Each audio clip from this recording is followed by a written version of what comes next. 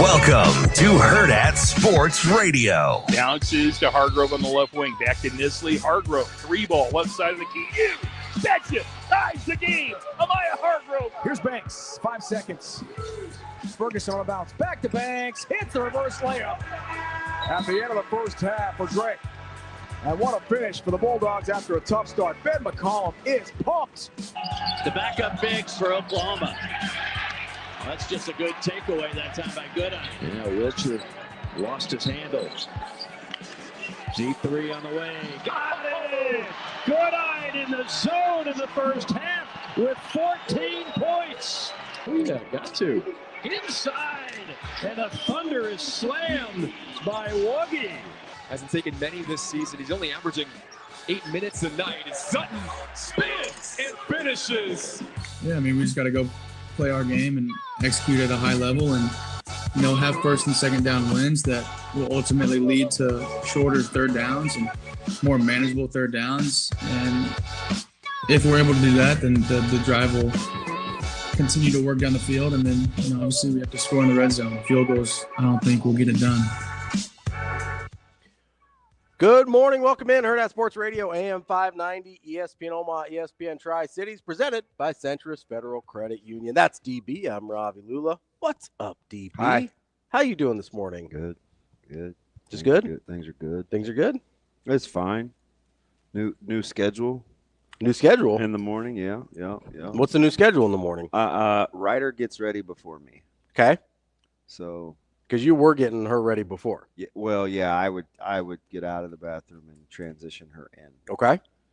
So I don't have to worry about her knocking on the door prematurely, asking me ridiculous questions before I start her bathwater. So we're good there. Good. That's positive. Yeah. Trimmed up the schedule with the dogs, making sure. So here's the main catalyst why. Mm-hmm.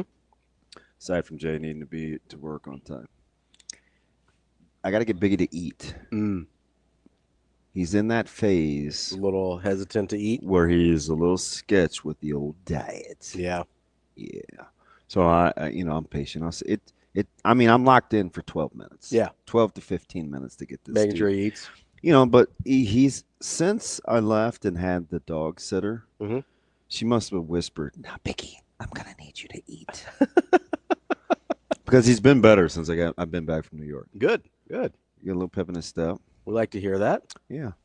So I have not been on Pet Finder near as much. You know what's funny?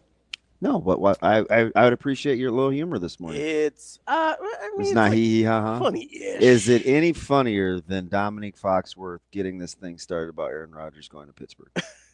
How you feel about that? Hey, so I'm gonna let you tell your story, and I'm gonna tell you what is in a life of DB. So I was just gonna say, not to bring up morbid thoughts about Biggie because we love Biggie, but he's getting older. Yeah. So when Tally passed last year, it's funny because the vet was always like, when the appetite goes, that's when you know. The appetite never went. Really? So this actually is funny. So when they when you go in to have the dog put down, unfortunately, they gave her a relaxant so that she was comfortable, right? And they're like, yeah, she's going to be pretty sedated at this point. And so we were giving her chicken nuggets on the way over there. I'm waiting for the punchline. It does get funny. So we were giving her chicken nuggets on the way over there as her little last hurrah. She loved McDonald's chicken nuggets. And so she gets the sedation or whatever. And so we kind of put a little chicken nugget in front of her just as a little thing. And we call a doctor and we're like, hey, I think she's kind of coming out of the sedation. She's like, no, that thing lasts for 12 hours. Because even in the most sedated state, she was still trying to nom on this chicken nugget. She was laying on the ground. She kind of had the tongue out trying to get to it. And so I was like, Doc, the appetite never went. I don't know what you want me to do here. But she was so hangry for those chicken nuggets. I thought she had knocked out a 12-hour sedative. Nuggets. Because she was like, let's get this last nugget. Let's go. Did Tally like chicken nuggets more than Mike Sauter? Tally liked all food, but she loved chicken nuggets. Did you see Sauter's receipt the other day? I did, yeah. He's a child. Yeah, I have a lot of questions about him just as a person. and how he operates. The diet. I also I'd love to give his wife just some true serum and a half-hour conversation. She's got to be salt of the earth. It has to be. Yeah. Oh, and by the way, before we get into the show, and I'll let you do you want to set the lineup in the first segment? Oh my gosh, really? Micah would like to have some speaks with you about a handful of things. Number one, he said your breakfast, your dietary breakfast, it's out of whack. You need to have a talking to. And I said, oh shoot, man, we need to hit you up. He's got some strong takes. He goes, listen, I heard. I'm quoting him. This in the kitchen yesterday. He said, I don't want to hear what Ravi's got to say. Look at Detroit. Look at Houston. They're better with the Thompson twins. Or maybe, hear me out here, bud. Maybe all the other million draft picks they've had over the last 5 years. Listen, I'm just telling you the conviction of a little. So it's not Cade Cunningham, number 1 overall pick, Dude, playing really he went well. for 30 the other night. Oh, but yeah, it's the 12 a game and 24% 3-point shooting from Thompson. Though, that's what it is. It's not Jalen Green and Sengun. He's ready for you. And Jabari and all it's not none of those guys, right? It's definitely the Thompsons. Okay. He probably needs to come down a couple pegs. It's definitely not the veterans they brought into Houston to bring in more leadership to that locker. It's not any of that. He caught for the core. They've been great. They've been going for 3 years. No, Braylon Warren the other day at Warren Academy with a couple colleges watching. Yeah. So he's feeling good about himself. Yeah. That's all right. I can bring him down a couple pegs. He's spot committed. Asked me if does he need some humility or does he need gassed up a little bit? No. So I know that he's on the right track. Okay. I got him from school yesterday. I asked him if he wanted to sneak in a lift, and he's like, no, I got weight training, and he's like, man, it's a lot different lifting with Coach Secor than going over to 118 and lifting with the fellas.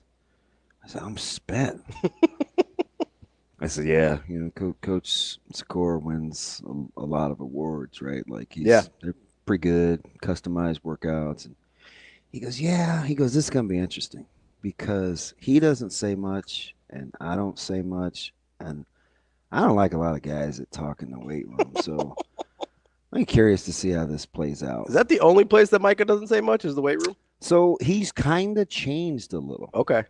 He matter of fact, his sister Maya got on him at the dinner table last night about kind of the lack of evolution of his communication skills.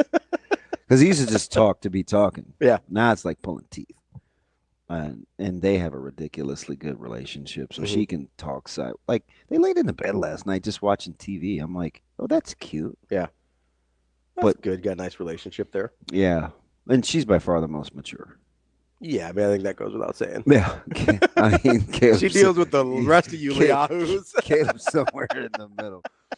But it's just funny because I think he's the type of person that will hang on to every word that his strength and conditioning coach says. Like he's that dude. I think I need to hang out with Coach Sikora more. He's pretty chill. So I ran into him at Lawrenson. Yeah. You did? Yeah. What are the odds? I don't know. Although he's a girl dad and he and his wife like to hang out. I know his wife was there. I don't remember if his kids were there. That sounds like something Kim would do. But yeah, so I was there with Natasha and he was there with Kim. Yeah. And yeah, he just we're coming down. You talk about kind. Yeah. She is ridiculous. She was super nice because he wasn't sure if her and I had met when we were over there playing cards. And she's like, no, I think I was gone by that point or whatever. And she's super cool. Yeah. Where were they? I don't know, but I was like, yeah. I can't remember what he said. I was like, I got out early, and then I just hung out with the dog. So, yeah, you did like a weirdo in the living room. I was hanging out with Coach Froy too. We were both over there. He's taking Caleb to breakfast today, I think. But it was good. Yeah, no, we ran into Coach Sikora. I think I'd like Coach Sikora a lot if I spent more time with him. Yeah, he's because I'm a big strength and conditioning nerd too. Yeah, I love that stuff. And he's really good with he knows how to fuel. Yeah. Yeah, he can change it. For his age, he understands his metabolism really, really well. He knows exactly what he needs. Well, and he's the one that gave you all those little like little cheese cracker hacks and stuff, right? Oh yeah. We're we're like a couple kids exchanging. Well, he asked me about the wing places I was talking about yesterday. Oh yeah. Yeah, he's good. I'd like to talk strength and conditioning with him because I'm sure I didn't invent this stuff, but like I came up with a bunch of my own stuff because when you're in a place that doesn't necessarily have a ton of resources, you have to get creative. And it's interesting too because I respect him and like I don't always agree with I remember he had like a couple of super hot takes about muscle versus speed and which has to happen first before because we were always talking about getting guys faster and he's like, well, I was like, wait a minute, well, you have to run too. I don't know, you got to get strong. So it's like I like the fact that I can always I can learn stuff too because he's got conviction without being like a Richard condescending. Yes, that's where I struggle. Yeah, like although his delivery though, you'll be like, ooh, but then you'll after like a couple minutes you're like, oh, he's like telling everybody that's just what he's like. He says I've done that same thing with the Nugget back in his drinking days. Just passed out trying to get I'm not listen. So I try not to shame, but I'm sure it comes across as shaming with your palate. Oh yeah. And and weird, you got Uncrustables. Rocking the Uncrustables again this morning, But I'm not going to sit here and tell you that chicken nuggets don't have an addicting component. Component because they're way good. They're incredible. They're way good. I'll be honest. If I'm in the car and like I have to go do something, chicken nuggets are probably pretty high on my list of like quick grabs. I could easily eat 30. So back in our other life and then like in my powerlifting days when I was doing that there, I would grab 40 from McDonald's on the way to the station and like eat because that was the amount of protein that I needed. And I would knock those out. I'd get the first 20 done while they were still warm, like on the way. And then I would just eat the second 20 kind of throughout the show. Yeah, did you appreciate my fast food discipline yesterday? No, I was kind of mad at you. Were you? Yeah, like just pull the trigger, man. I was confiding in you as a confidant. Here's the thing that bothered me. Not that you passed up, but that it took you 17 minutes to do it. So I waited at the lights in the neighborhood of 110th before I turned onto 108th in front of all the fast food places. Yeah. And I ordered something in every app. And didn't get any of them. 17 minutes I wasted. I had to keep peeking in the rearview mirror to make sure nobody was, because I was totaling up the calories, and then I was like 890, and then I was like, oh, I really want a fish sandwich. So then I just walked over to Fairway, and I saw our boss. Oh, yeah? Is that where you saw him? Yeah. I thought it was at a gas station. No, he was at the grocery store. Oh, there you go. Look at that. Look at him. Yeah. Look at you guys. Look at that. I accosted him. Yeah. What I wanted to say is I want that Hurrdat quarter zip. That's what I wanted. Was he rocking the quarter zip or the vest yesterday? What was the vest? You gotta get he said he had some for you. I like the material. Yeah, that's a good material. It's like my Omaha one. Yeah. Speaking of which, you like what they did last night? Omaha. I can't. So if they're gonna guard like that, are they gonna guard like that though? I don't know, man. The Summit's kind of drunk. Yeah, the Summit. I have my buddy that I was telling you about my Illinois buddy. Yeah, the one that was paranoid about Illinois Penn State and they mollywopped him. 100%. So he is without Valakalu. I don't think that's how you pronounce it, but I probably should figure out that it's. I always want to say Valanciunas, and it's not because that's the NBA guy. I also want to always say Valanciunas, and I feel like at least people would have a good idea what I'm talking about there. The V guy. The Valanciunas guy. What happens Illinois. in shoot around with your arm where you all of a sudden are scratched? I don't know, man. There's got to be something that was. Yeah, shooting elbow. Maybe there's something existing before that, and he like tweaked it. So then they showed him during warm-ups when they panned in to flip games because of the double header, and he was just letting it hang. Maybe somebody ran into it. Maybe there was a collision. That might be more serious than you guys are leading on. But it wasn't the 17-2 run that Omaha had last night. That was the most impressive, getting transition. It was that they were getting stops. So that's kind of the funny thing about the Summit League is almost nobody gets stops. No, I know. And there is he's Evans 80 every game. Yeah, so Evans is super degenerate, and the Summit League overs have kind of been his baby this year. Like he's making a killing on Summit League overs. That's incredible. And he's just like, he's doing team total overs. He's doing whole overs now that they're in conference. But he was killing it in non-con. Every time a Summit League team went on the road, they hit an over. And so he's got this whole spreadsheet. Well, he's deep in it. He's Aaron 2.0. So my buddy, he asked me yesterday, and I didn't see it until late because I was in the kitchen browning an inordinate amount of meat. He's like, is Nebraska, he goes, is +4 weird or wild or something like that. I didn't see it for Iowa? Like a couple. He's talking about women, Michigan State. Okay. No, but I told you, like, he watches almost every sport of that university.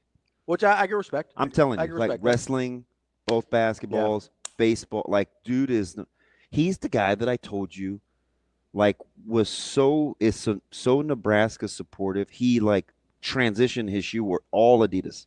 Oh, yeah, you told me that. Yeah, he's that guy. I'm not that supportive. He's that guy. I like Nike and Jordan too much. But I would have thought about it, and I would have, like, if I'd have seen it on time, I'd have been like, I'm probably the wrong guy to ask because I have a soft spot for. You love Coach Williams. Yeah, number one. Yeah. But two, and I told him when I responded, because then he texted me something else about the game as he's watching it, because it was just ridiculous amounts of runs. Mm-hmm. So it was in the very beginning, and I was like, well, the thing that I do like is that Widener she looks like almost her normal self. Yeah. You know, I'm like, she contributes in some ways that don't show up in the box score. But then as the game unfolded last night, I'm like, oh, shoot, she's stuff in the box score. Yeah. But I'm a huge – we need to get – if we can't get Coach – she'll talk to us. If we can't get Coach Williams, we need to get somebody. I was saying, because you guys go way back, right? Yeah, and I'm a super – women's sports home. If we can't get Coach Williams, I don't think anybody can Coach Williams. Which, by the way, did you hear? I don't know if you watched how much of the Omaha game you watched last night, but Anna had a funny about Coach Crutch in her sideline report, and I was like, I didn't catch that. In my head, I'm like, man, I know Coach Crutch. I'm like, I wonder if he thinks that would be fun. What'd she say? Oh, she just the crossover in multiple sports in the way that. Oh yeah. Omaha was playing. Mm-hmm. Because the broadcast said it a couple times. Made like a football. Yeah, like, and I was like, okay. But maybe we have a new listening audience and we don't. But you could just kind of tell that was a narrative for the broadcast. Which, by the way, they were actually pretty good. I felt like they really did their homework. You get that a lot with schools that aren't on the national platforms a lot. Is you'll get kind of a narrative that locally it's like, okay, yeah, we all know that. But no, I'm with you. Nationally, it's probably not. And my buddy asked me about KC too, and I told him, I said they're the better team, but that line was right. UMKC, yeah. But they were picked first in the conference. Yeah, they were the fave last year and got upset. Yeah, so that's a good program though. It is, but they are kind of underachieving. Yeah, for sure. But so good on UNO for locking them up, and Nebraska women's basketball. That's Michigan State, baby. I'm still not sold on Omaha men's basketball program. It's fine. So we'll see. I'm in wait and see mode. They're getting stops. That helps. I wouldn't mind talking to Coach Crutch. He's pretty funny. I would talk to him if he's not mad at me for yelling at him every once in a while. He's pretty funny. But we'll get to him. We'll talk to Coach Crutch if you want to. I like him though. That's the thing. Yeah. I'm a little So I don't know him personally. I try not to lack objectivity. Yeah. I just get frustrated. But I do have a little blind spot for Coach Crutch. To be fair, it's not really a Coach Crutch thing. It is a Omaha for me thing. Like I know you ride for Omaha. I love Omaha, right? And so when kids from Omaha don't get recruited by a school that is appropriate for their level, it really makes me angry. Like there is absolutely no reason for it, whether it's Coach Crutchfield or anybody else. I'm with you. Right? And so it's not, to be fair, it's really not a Coach Crutch thing. It is a Omaha kids deserve better thing. And I don't want the local university to be the culprit of not treating them right. It was the same thing with when Nebraska didn't recruit Nebraska football kids very well. Like that upset me as much as anything. Like why is Adam Shade and Seth Olson going to Iowa? Jeff Tarpinian, why is he going to Iowa? Right? Why is Danny Woodhead not even getting a walk-on offer? Right? Like those are things that I'm looking at and go, what are we doing here? I was vibing at all of those except a little subtle passive-aggressive shot at Coach Solich. Well, no, because the Woodhead was right in the transition of Solich to Callahan. Yeah, might have been a Coach Gillespie thing. I don't know. Seth Olson was committed to Coach Solich. He liked Coach Solich. Yeah, so there was And that then when he there got was fired- there was that stretch where I think Miller North was all out on Nebraska. Yeah, it was when the switch happened. Yeah, all out on The Nebraska. only guy in that time period, I believe, the only guy in that time period for Miller North. Sean. At Corey Young And first. yeah, And then he transferred out. And then Sean I was Fisher. a big Corey Young guy. He was really good. I remember He was really, the really good. hand-wringing and consternation from the Millard South to Millard North move. Yep. He used to be my nutritionist for a while. Really? Mhm. Corey? Yeah. I didn't know he was doing that now. That's cool. Oh yeah, I mean, he was always yoked up. yeah. But I mean, he he ain't no Jason Hurd. But that was my back in the day. preemie days. Yeah, Back in the day. preemie days. He was a really, really good high school football player. That backfield was Homer, Young, and Tarpinian. Oh yeah, Like, good luck dealing with that. yeah. I was doing those finals broadcasts. I was like, these guys are pretty explosive. Not too bad. I was a huge tarp guy. Yeah, me too. I saw his mom at Fairway. Oh, really? Yeah. He's No. stuck. Yeah. Fairway. He's stuck in the NFL for a while. Huge tarp. Yeah, guy. he was incredible. He was so stinking tough. I also don't think people appreciate how big he was in yeah, high school. he was a big dude. He was like 6'3", 230 in high school. He was a big dude. And I think early on, he was a little maligned too. Because he wasn't running it like the others. He was just kind of more it was more of a Tebow run yeah. than it was. Well, when you're going from Shada, who's just like a 90-yarder waiting to happen. I mean, I believe that dude still has the record for the longest touchdown in Iowa history on that pick six. And we joked too before he got hurt. Before the rib. The upper body injury. Like he was averaging more than a first down a carry. Yeah, it was. I literally remember, this was not to like go back down memory lane here, but I remember in that year, that team was so good, and they got the ball, they got pinned on the. It's a Miller North guy. We love Miller North guys, Omaha guys, Miller North guys. Those are our favorites. To this day. So there was Miller North got pinned on a punt at the 1 yard line, and I remember actually being excited because I was like, "Oh, Shay's gonna take a 99," and then he busted off like a 40-yarder, and I was disappointed. It's exciting. Who caught him after 40? He must have had a fat angle. I think there was it might have been, I don't think it was Central. There was somebody that had like a D1 defensive back that caught him. But it was also not a like straight. Phillips, maybe? Maybe. It was also not a straight line run. Like he did a lot of weaving before that. And so there was guys had time to catch up on a straight line. Of course. But it was really like that's how ridiculous it was, where I was like, he busts off a 40-yarder, and I'm like, I really wanted him to go 99. Speaking of ridiculous, does this surprise you that this is on television? The Steelers again? Yeah. Every day. Every single day. Every day. Am I like? Do I not have a good feel on the national pulse? Like, are the Steelers a bigger deal nationally than I'm giving them credit for? No, you have a terrible feel when it comes to just about everything. So certainly the national pulse. That's rude. It feels hurtful. Oh well, VJ's got your back. VJ does have my back. So apparently he likes you because you're talking about his restaurant and stuff. Did you know he's a Cavs guy?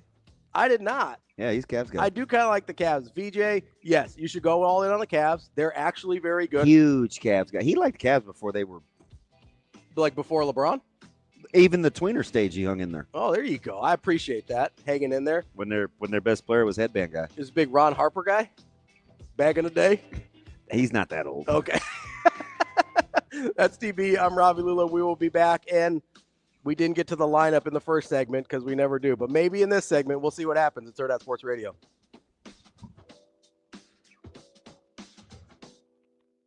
We will be back.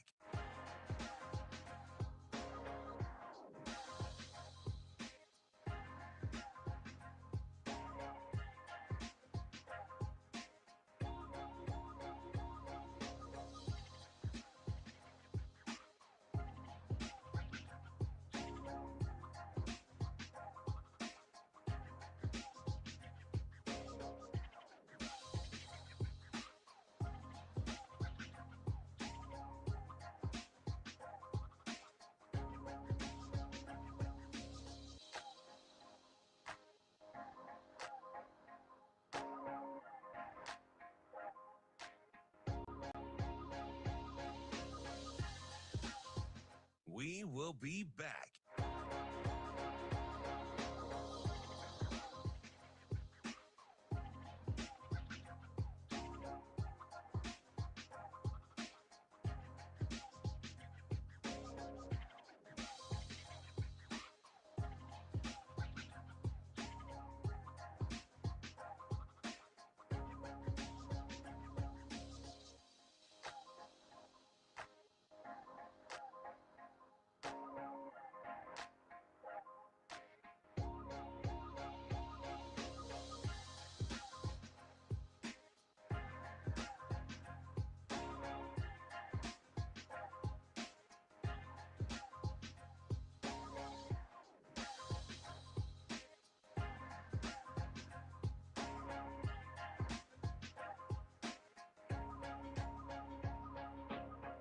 We will be back.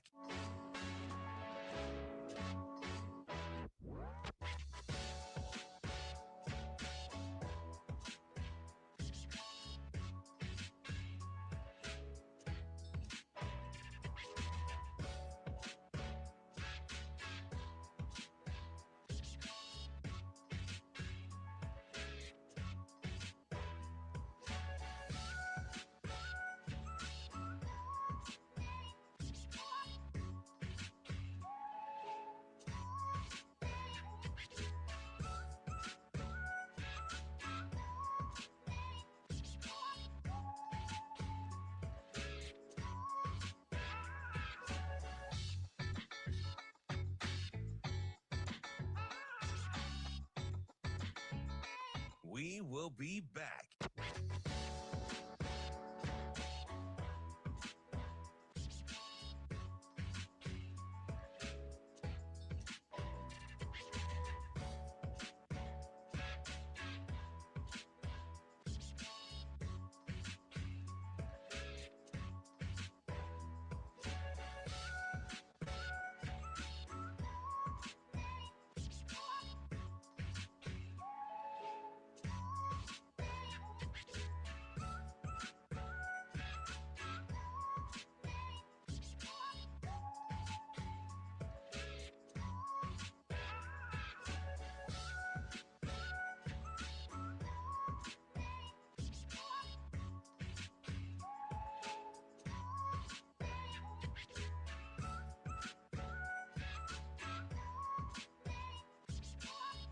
We will be back.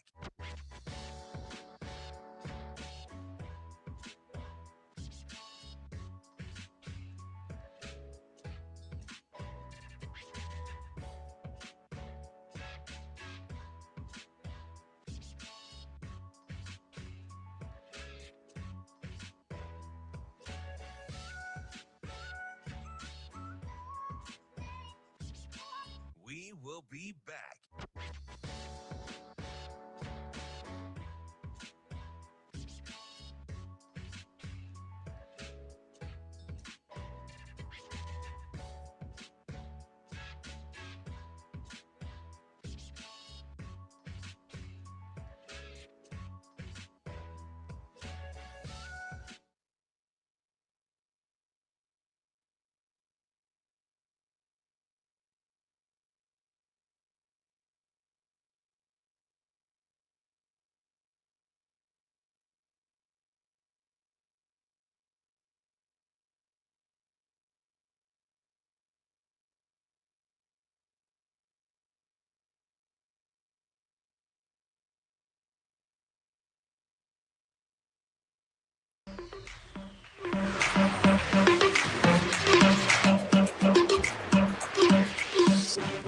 You're listening to Hurrdat Sports Radio.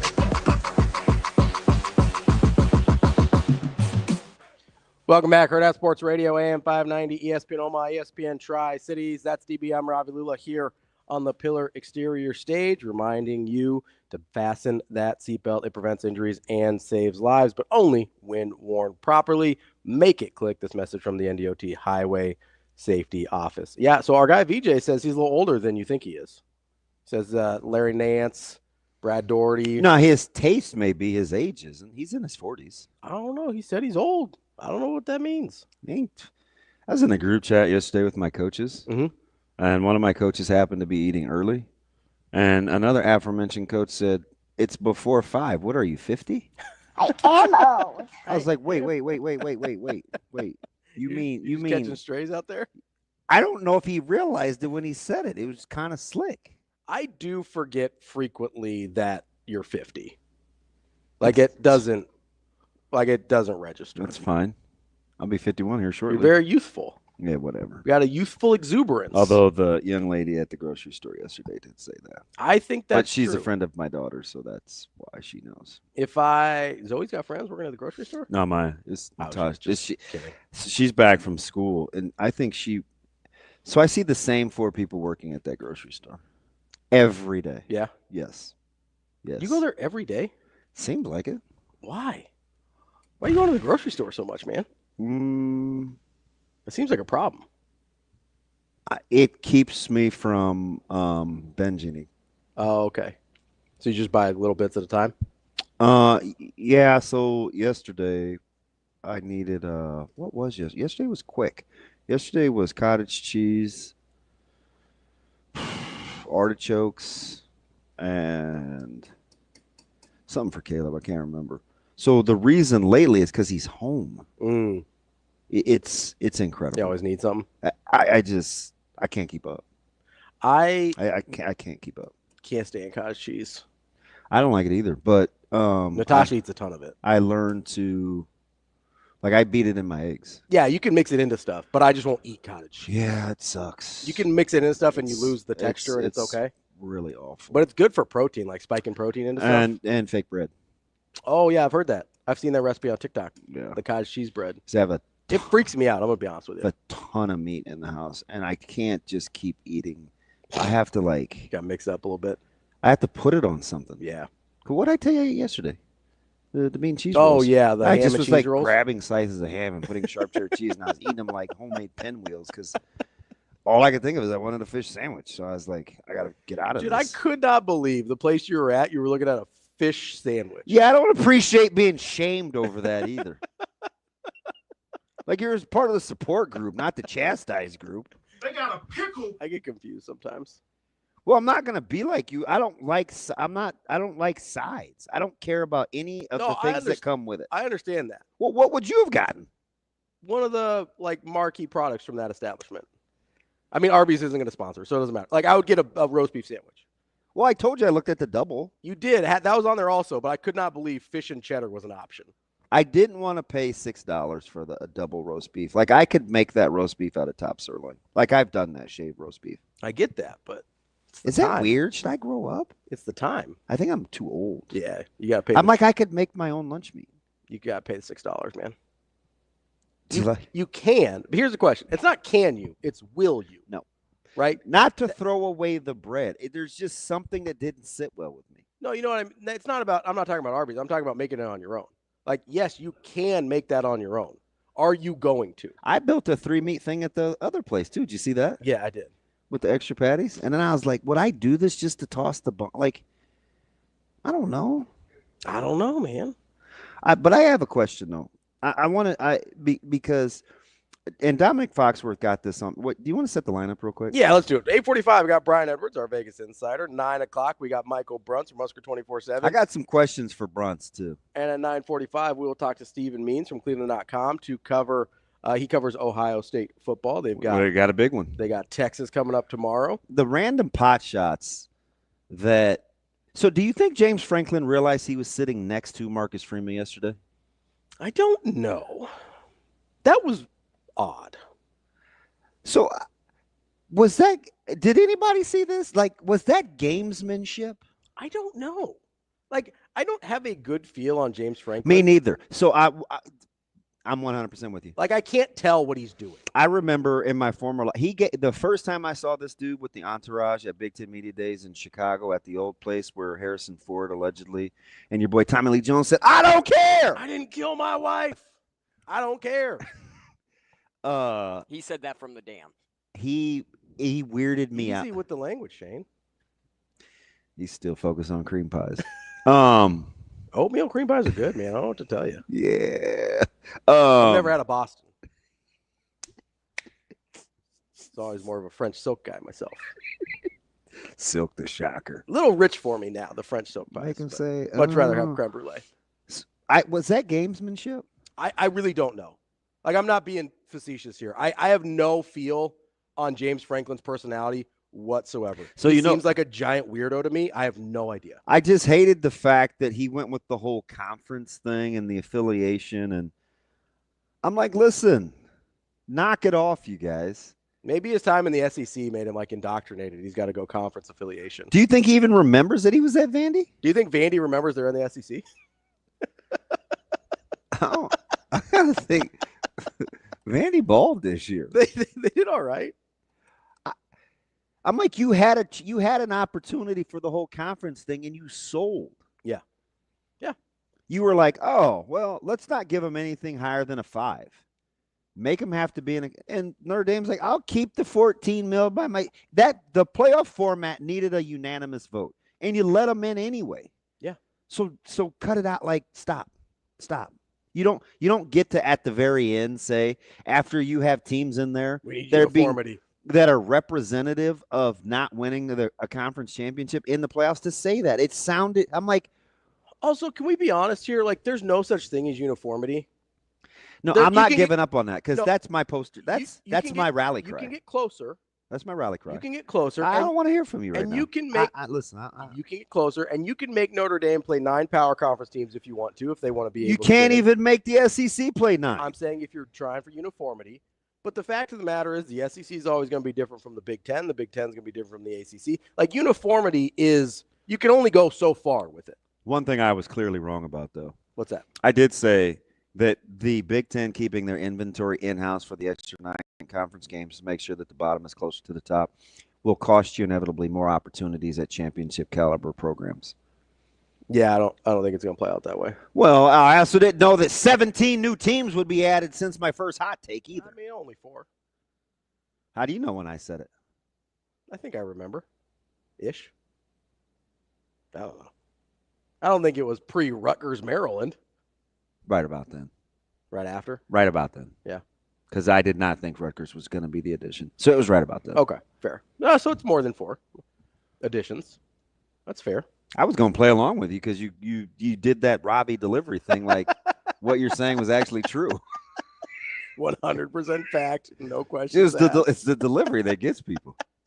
Let's get to Cody. He wants to talk a little wrestling. Cody, what's going on, bud? Commander Cody. What is going on, gentlemen? Hey, there's a pretty big duel tonight. I don't know if you've heard listen. Hey, where were you when Bennington was upsetting Millard South? Huh? Yeah, where were you? I was at home with bronchitis. Oh, you had bronchitis? What did you take for that? Did you take a home remedy? I don't think you're supposed to keep dinosaurs as pets. Neti pot? Yeah. What'd you do? How did you get rid of the fluid in the old bronchial cavities? A lot of good medication. Really? It helps when you're married. Yeah, it helps when you're married with a pharmacist. What? So, oh, nice. I need the hookup. Good for you, Commander Cody. No, tonight at Creighton Prep, we have number 1 Creighton Prep in Class A versus number 1 Omaha Scott in Class B. Yeah. There is a combined 16 ranked wrestlers. That is. You know what's fantastic about wrestling is a lot of times it's not class specific. It's individual sport, man. It's like Marvin Gaye. Let's get it on. Except for you have 2 coaches tonight, Coach Fisher and Coach DeVetter, who will not say anything about it being an individual sport. Oh, I know. They're 2 coaches. The thing that I'll appreciate about both of them, they're not going to move guys around and all that. They're going to put beast up against beast. Yep. And let them go figure it out. Not a lot of wiggle room with the depth they have on those rosters anyway. No, not at all. And it's only going to get better coming into the future. So what time are you heading over? I'll be over about 6. We are streaming it for free. Oh, bless your heart. Shout out Any Wrestle.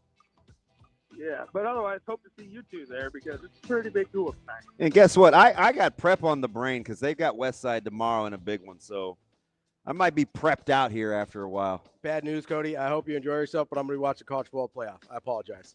That's DB. I'm Ravi Lulla. We'll be back. More Hurrdat Sports Radio coming up next. We will be back.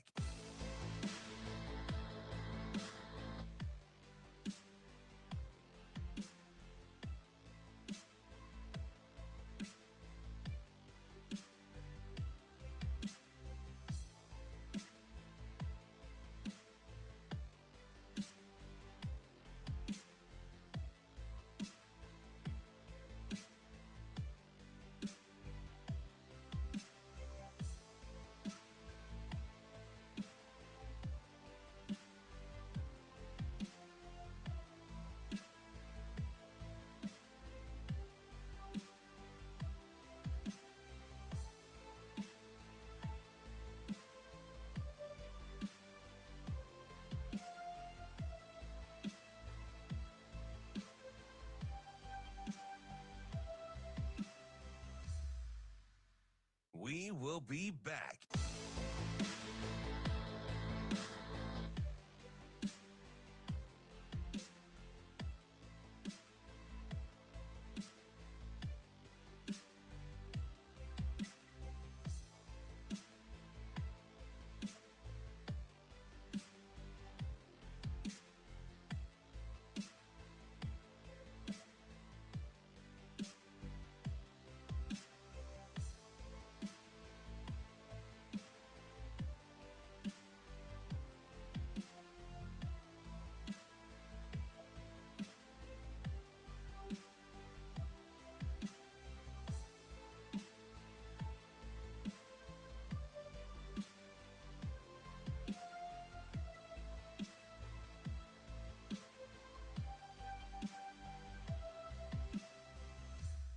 We will be back.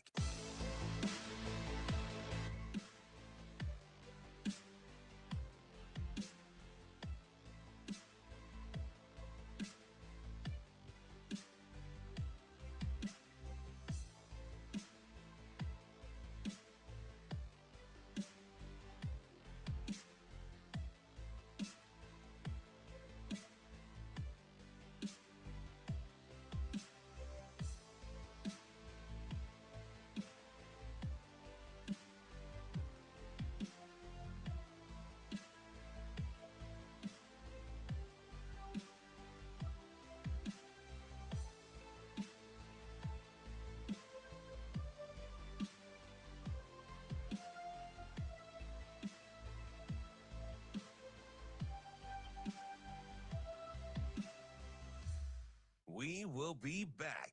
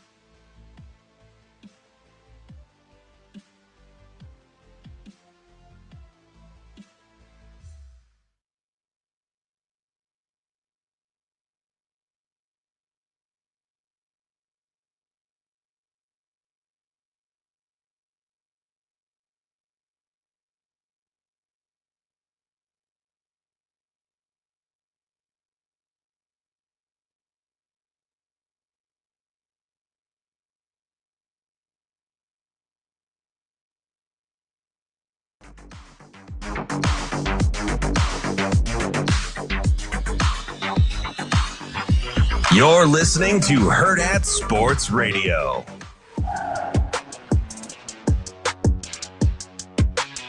Welcome back, Hurrdat Sports Radio, AM 590, ESPN Omaha, ESPN Tri-Cities. That's DB. I'm Ravi Lulla here at Hurrdat Sports Bar and Grill.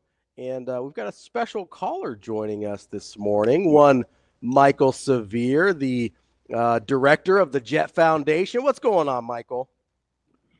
Everything's good. Damon said I needed to call. Then I realized every time I call this show, I get in trouble. So I figured, hell, why not? I get in trouble on a Thursday. Sure. What do you get in trouble for when you call us? You're a grown man with strong opinions and a ton of resolve. How do you get in trouble? Well, there's people that, I don't know, man. The internet is a fierce lady, and she comes at you hard sometimes. So I occasionally end up in her crosshairs. But it's fine. What's going on?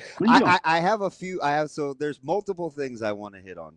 Number one, there's a couple of hot takes going on in our group, our user chat, and I know you've done the fish sandwich prowl. You know I have an affinity for a particular fast food fish sandwich that you don't think is very good. Oh, you like the Runza one that puts cheese on it, right? I like Runza and I like Arby's. Okay. Runza when they do it is elite, but so is Arby's. So Michael brings up a good point here. I think it was the cheese on the run. Because you saw me add the cheese. Yeah, that freaked me. The fish and cheddar I was like, whoa. That's how you eat it. Yeah. That's not how you do it. No, you don't put cheese on fish. Not that kind of cheese. No, on seafood. No. I put cheese on Chinese. I put cheese on pork chops. I put cheese on everything. Kung Pao chicken, no peanuts with cheddar. And shredded cheddar. How do you remember that?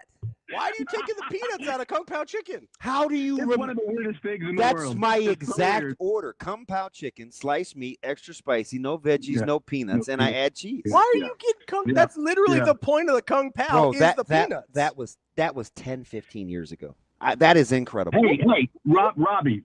So we go to this place in New Orleans. It's called Chinese Kitchen. I like to call it ghetto Chinese food. I hope I'm not insulting anybody, but it's in a very tough part of the city of New Orleans. You go there, and you got to walk through people asking you for change and selling you T-shirts. That's what kind of place it is. And whenever you go there, the clientele always orders like Damon, except for the cheese. I don't want to put the veggies on it. I'm like, that's what's part of the Chinese food. That's why it's Chinese food. And they take all of that out. So Damon, in a way, despite the way he talks, can be a little black at times. Oh!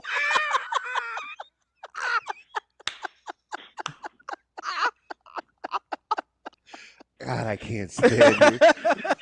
All right. So listen, when you're poor, you want the protein.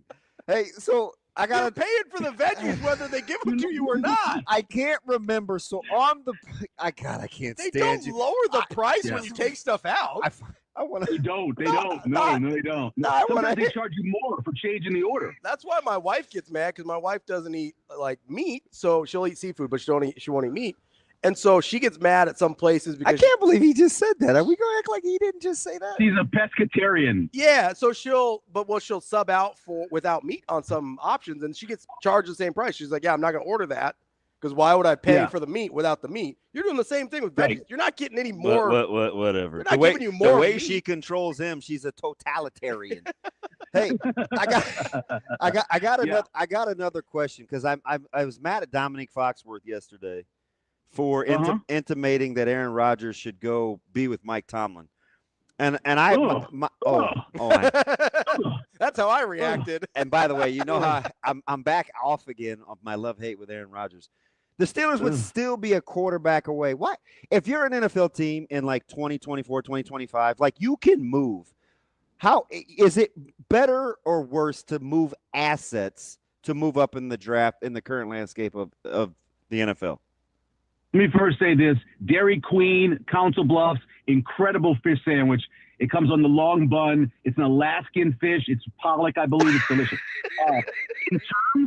In terms of moving, so my new thing is, and a number of teams destroyed themselves with this. The Raiders did. The Saints messed around and dropped in the draft by winning some late games. You have to get as much assets as you can in the draft right now. Not necessarily to take players, but to move up, because the draft is completely changed now.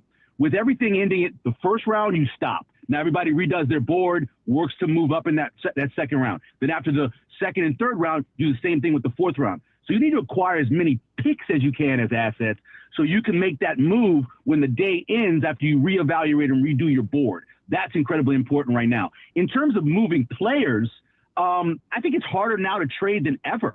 Because everybody knows everything about a player. You can't sneak guys by anymore that maybe have a slight drug problem, or might have some other problem, or might have an injury. You can't sneak them by anymore. You can't trick people. So it's harder. As for Aaron Rodgers, the only place, and I kind of went over this a little bit, the only place I can think of is if a place like Arizona decided to move on from Kyler Murray because they thought they could get some assets for him. If they thought they could get some assets for him, right? If they thought they could get some assets for him, and they thought for 1 year, because that team's got a lot of talent, just like the Jets did. And if Aaron could give you, and I don't think he can, but they might think, if he can give you a decent season where he plays like he played on Sunday, which I know it's not going to happen, but if he plays on Sunday, you could actually get to the playoffs and maybe win that division. San Francisco, sorry, Ravi, is injury riddled, probably taking a step back. The Rams are one hit on Matthew Stafford away. Arizona's got a shot in that division, right, next year if they had a good quarterback play. And Kyler literally can't play after the new NFL game comes out every year. So you can't count on him in the second half of the season. Your unnecessary hate for a guy that I like. I'm just telling you, it's uncalled for. It's worse. Yes, it's worse than the black joke. Kyler Murray's. I just used him yesterday. Kyler Murray statistically is way better than the narrative on that little chunky dude. Well, I wasn't trying to make fun of him. I guess I was, actually. I was trying to make fun of him because of the whole thing with playing the Madden. But he has games, Damon, where he literally can't function because they can pressure him inside. If they pressure him inside, he can't function. He has great games against teams that don't produce a lot of pressure, but when you pressure him, he's just running around like a little chicken with his head cut off. And I can't put that as my quarterback to take me to the Super Bowl. I need a quarterback to take me to the Super Bowl. I don't have one as a New Orleans Saints fan, but that's what I need. I need a quarterback who can take me to the Super Bowl. That's the bottom line. I mean, you also don't have one if you trade for Aaron Rodgers. That is. No, I agree. I'm telling you, I think teams would look at that. I think there are still people out there that think of Aaron Rodgers in 2012, 2011, or those 2 years. Why are you bringing up 20? Why are you bringing up 2012?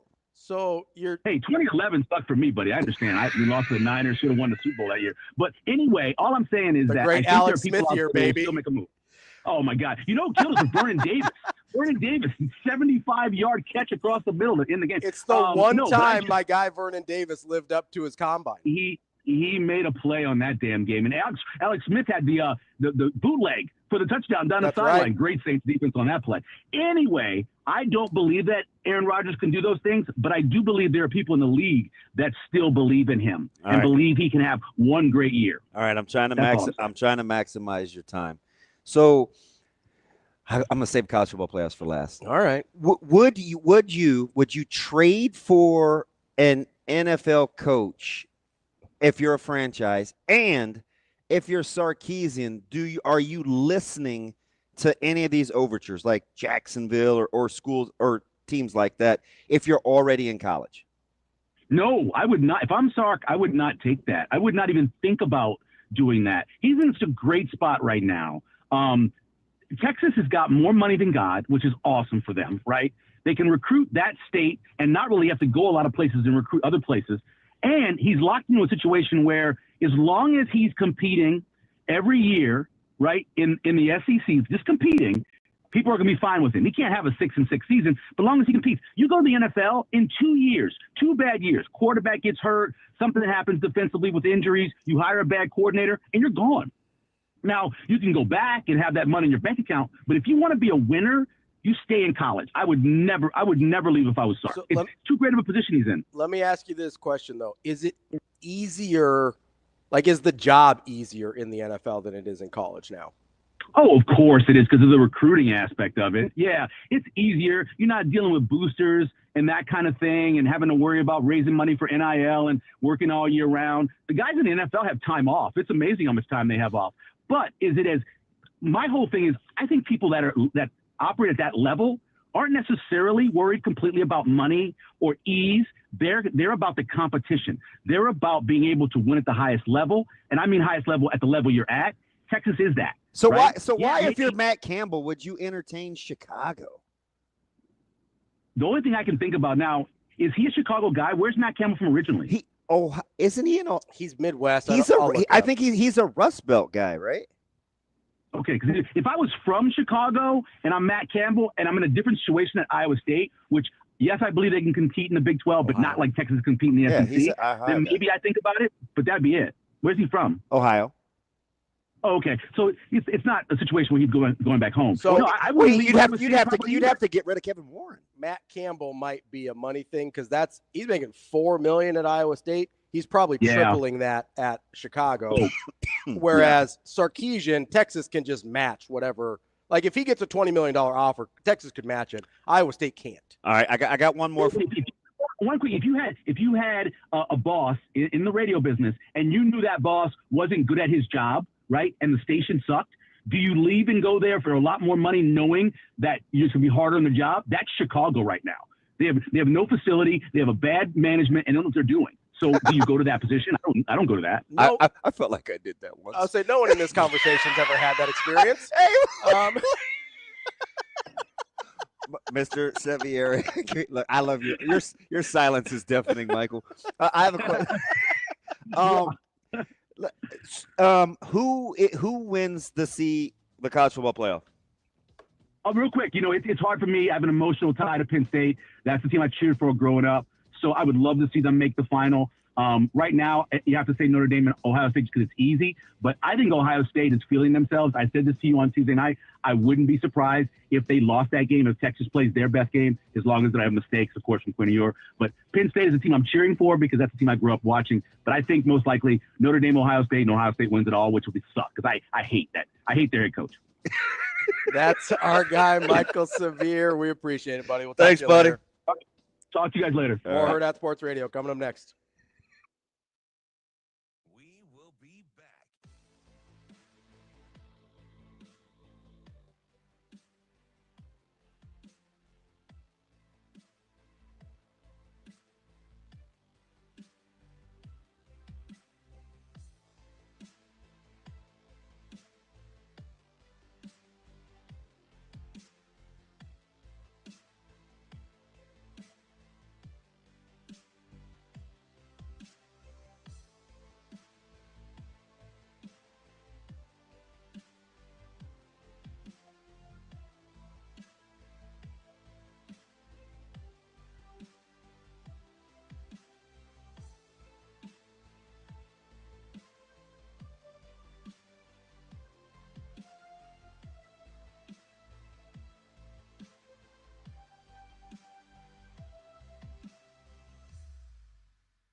We will be back.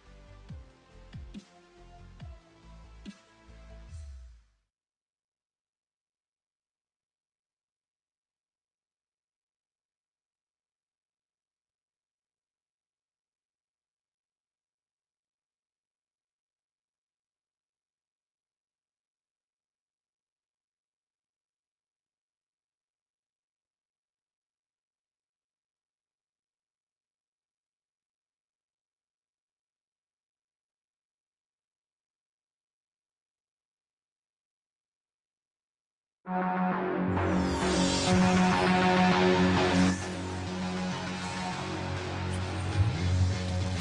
listening to Hurrdat Sports Radio. But we don't play. We're soft. So don't tell me you want to win. Like, just don't tell me you want to win. So don't tell me you want to win. It's crazy, you know. And it's every day. I'm tired of it. It's every day. I have the most energy of anybody at practice every day. I'm upset with everybody in that locker room, my assistant coaches and my players. I mean, I don't need to do anything else. I almost got 500 wins. I'm only 53. I mean, it's a joke. It's a joke. But yet I come in and I have more passion and energy and pride than everybody in. That's the problem. So what the truth of it is, Ben, it's really hard to coach people that are delusional. The hungry dog gets the bone. We got guys that think they're way better than they are. They're nice kids. They're completely delusional about who they are. Kicking off hour number 2 here on Hurrdat Sports Radio, presented by Centris Federal Credit Union. Don't be delusional about your finances in 2025. Centris Federal Credit Union might be for you. They're a local credit union focused on people, helping people at one of their 15 branch locations or online right in the communities that they serve. Make sure you go check them out, centrisfcu.org. They're federally insured by NCUA, and they're an equal housing lender. DB. Yes? We both flagged that Mick Cronin soundbite right there, and we're like, hey, Shano, we are going to need to hear that. I'm glad you played that because it elicited some other emotions because I was still traumatized over the phone call. So thank the Lord. Just catching some strays from Severe. I caught several. Yeah, you did. I caught several strays. But it's fine. I like it when I'm not the one doing that to you. It makes me feel better. And I also feel like it makes you like me more because you're mad at somebody else. No. You had me at the first part other than liking you more. Well, no. I I feel like we're at a kind of a standstill in this relationship. thought it was worth a shot. Try to sneak that in there. Just no. Maybe DB likes me a little more today. No. I'm not driving to Council Bluffs for a fish sandwich either, though, I don't think. No. Although I did eat at 712. It was pretty good. I went with my boy Heath. Yeah? Yeah, it was legit. Is that same as my boy Heath? Nope. Oh, different. Okay. Different Heath. My Heath cooler than your Heath. Although your Heath is pretty cool. My Heath is pretty cool. No, he's legit. He's a good dude. He's legit. No, I'll be honest. And move on from the cheese on fish thing because there's a popular fast food chain that sells a fish sandwich with cheese on it, even though they never put it on straight. I understand that it is a thing people do. The idea of it grosses me out. I like seafood. I've never been a fish sandwich fast food guy, but I understand there's it's like a Lenten thing for a lot of people for like the Catholic and fish, whatever, Fridays. That started in February? I don't know when. It's coming up. When's Ash Wednesday? It starts Ash Wednesday, right? Yeah, I don't know. I'm not Catholic, so I'm not sure. My wife will tell me. But totalitarian.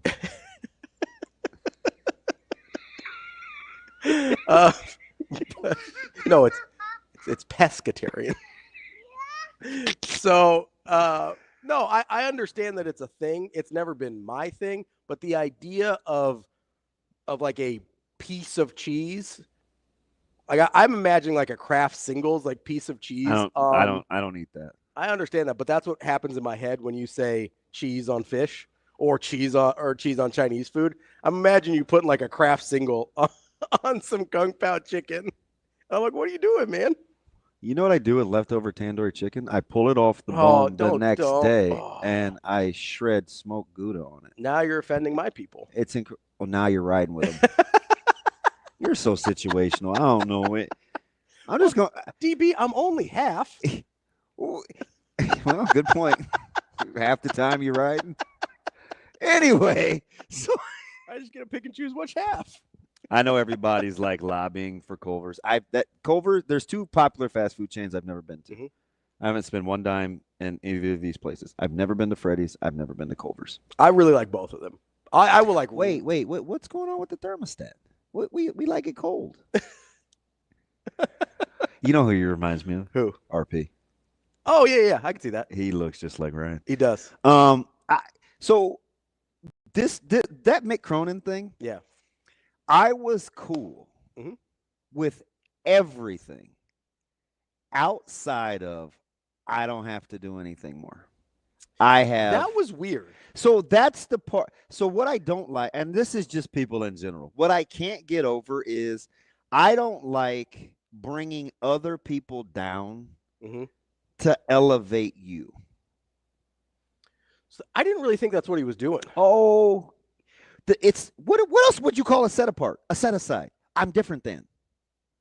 I thought he was saying that his credentials speak for themselves. Oh, man. And that he irrespective of the players that he's coached. It's disingenuous. Is it though?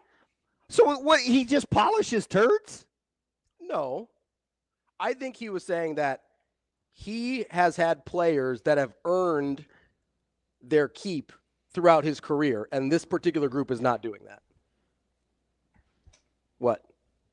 I mean, it's a joke. What? That is awful intuitive of you. What do you mean?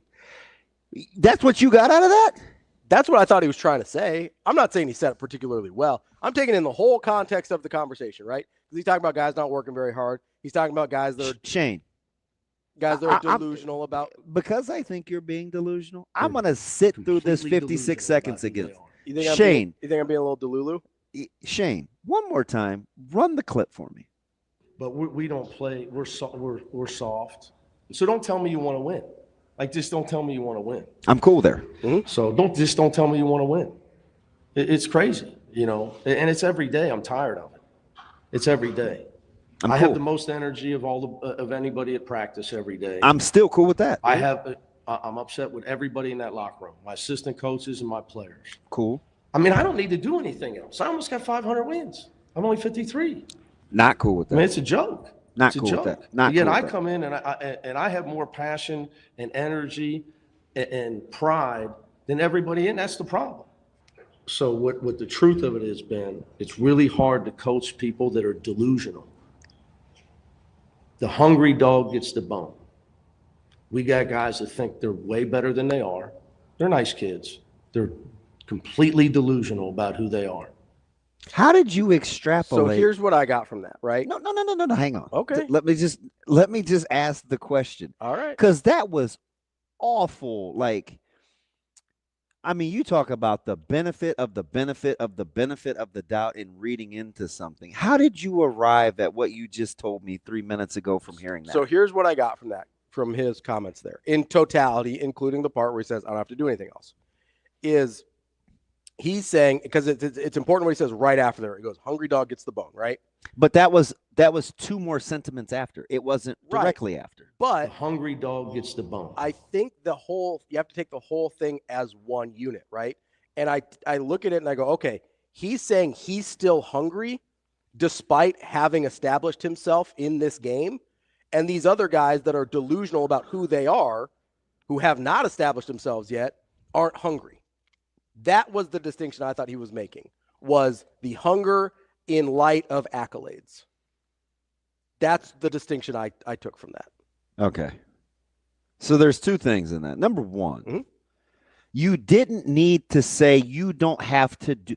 Have you ever heard another coach that could get up there and garner the respect of his or her players and say, you know what, I'm good. This is on you guys. I'm good. You didn't hear that? I didn't take it in the micro sense. I took it as like a career. Okay. Let's say you give him the benefit of the doubt. Like I took it as he could walk away. Let's say you give him the benefit of the doubt. Yeah. Do you watch your teams offensively and how they're playing and think to yourself, you know what? I am really maximizing these guys' talents. I'm good at my job because these guys that I've recruited and I have good players, they come across as highly skilled. Is there anything about UCLA where you look at them and you say, gosh, you know what? Those offensive set. Those are. But that's not how Mick Cronin coaches. Time out, though. That's not how Mick Cronin coaches. It never has been. So he doesn't have to do anything else, though? So we're having a different conversation. No, we're not. No, we're not. We really are. No, we're not. You're operating under the supposition that in total of what he said, he has the greater good in mind. You're operating under that supposition. Yes. I'm saying he had Mick Cronin in mind to distinguish between Mick Cronin and his players, and he's disassociating himself with the in-game product that he's seeing without any culpability. So there's a couple things that you're saying there that I think are a little different, because I am operating under the supposition that he's got the greater good in mind. That's true. What I am also operating under the assumption is that what he thinks is the greater good, you're talking about the product, the offensive skill, and the lack thereof on any Mick Cronin team ever outside of the Jaime Jaquez teams. Yeah, and Johnny Juzang, who had to single-handedly take over in a 6-game window of a tournament. 100%. I agree. Okay. I agree. That's every Mick Cronin team ever. But I also think that's what he thinks the best case scenario for everyone is, right? So that's a little bit of a different conversation for me about Mick Cronin's vision as a basketball coach versus him having the best intents of reaching that vision. Like, I'm going to make a distinction there because I agree with you. I don't love the way Mick Cronin coaches. Like, I don't like that result. But I think what he was saying is like, hey, my wins speak for themselves in terms of how I do this. That's how I took it. I could be wrong. That's how I took it. Because in the greater context, and maybe this is because I've had... If I lean on you long enough, can I get you to cave? Because I may go all in. No. I mean, Put him up. I'm just not... That's how I took it. And here's why I took it this way. Okay. Because the delusional part is actually the part that caught my attention. Because I've coached too many delusional guys, and I've been around too many delusional people, that I know exactly what he's saying. Now, maybe I'm projecting my own feelings onto Mick Cronin, and that's entirely possible, right? But the reason I believe his benefit of the doubt there is because he had the stones to say out loud, you guys are delusional. But wait a minute, though. in positions of leadership, I'm talking about like being responsible for people more than yourself. Mm-hmm. At what point are you cool with him having the set aside that I'm cool with my coaching career? I'm fine with that. The way, like, then don't coach those guys. I think that's kind of what he's saying. Is he then retire? Retire on your laurels. Maybe he will. Go get you 523 in your 53 years of doing this and be cool. Maybe he will. I'm just telling you that singular sentiment of, hey man, I'm good with where I'm at in my career. Like, let me ask it to you a different way. Mm-hmm. If Bill or Chris or even Sasha, who's dealt with some knuckleheads, right? Yeah. And she comes and she's like, and we're, I don't know, we're in our feels about something, right? And she's like, that's on you guys, man. Like, I'm good with where I've been. I'm good with what I've done. I've produced some tough shows, man. That's on you. And you're gonna be like, man, Sasha, oh, you know what? You're right. Like, can I give you you've had a heck of a career, man. You have really grinded. I get what you're saying, 100%. And I understand how that may not land with you or I, right? And it may not land with Mick Cronin's players either. But here's the thing I will say. So what else matters if it only has to land well with Mick Cronin? I'm not saying any of it landed well. I'm just not saying he's wrong.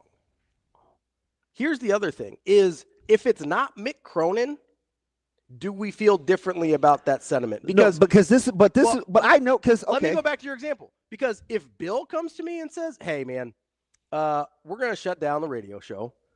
I don't feel like I'm getting what I need from you guys. Mm-hmm. I'm good with what I've done in my career." I'd be like, "Yeah, that makes sense, Bill."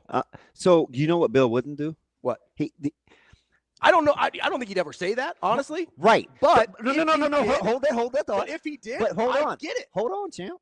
Why do you think Bill wouldn't say that? Why do you think he wouldn't? Because he's a good leader. Okay. I'm not saying Mick Cronin's a good leader. I'm not saying he's wrong. The dude had hit top 50 under 50 on Forbes. It was on the floor. It was mad at. He didn't even put it on his wall. Yeah, I get that. It's not even up in his office. I get that. He's a different personality type. But if he came to me and said, like, hey, I don't need this anymore, I've already done my thing, I would understand because of his resume. Now, maybe Mick Cronin's resume is not good enough to say that. Let's say you're 2,000% right. Okay. Okay, standalone. I'm good with my career. Why are you coaching? That's a fair question. That's a fair next question. Okay. I'm not gonna push against that. I won't. Because if Bill did come to us and have that conversation, I would expect there to be a consequence. So whether that consequence is getting rid of these players for Mick Cronin, or moving on to a different job or moving on to do TV instead of coaching anymore, that would make sense to me if that's the next logical step. And hear my heart. Like, I'm not saying that I don't think players are deluded.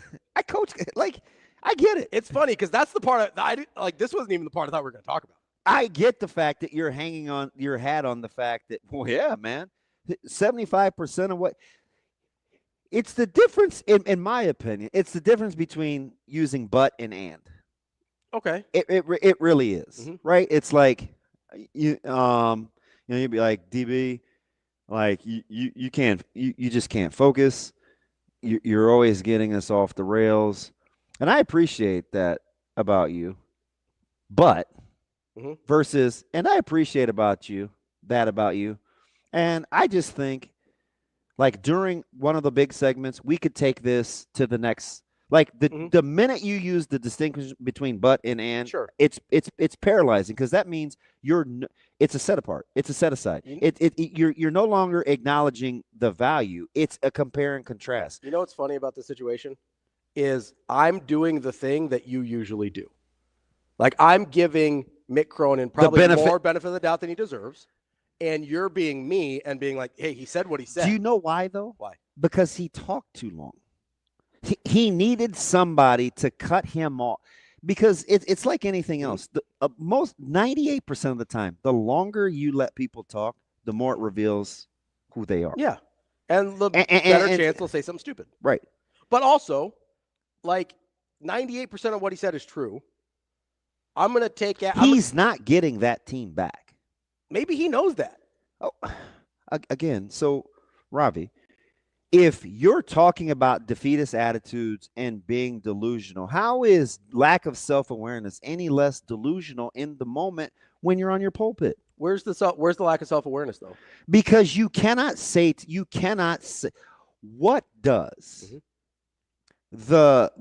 what does the distinguishing of the credibility of what you've done? I'm 53, man. I can't do anything else.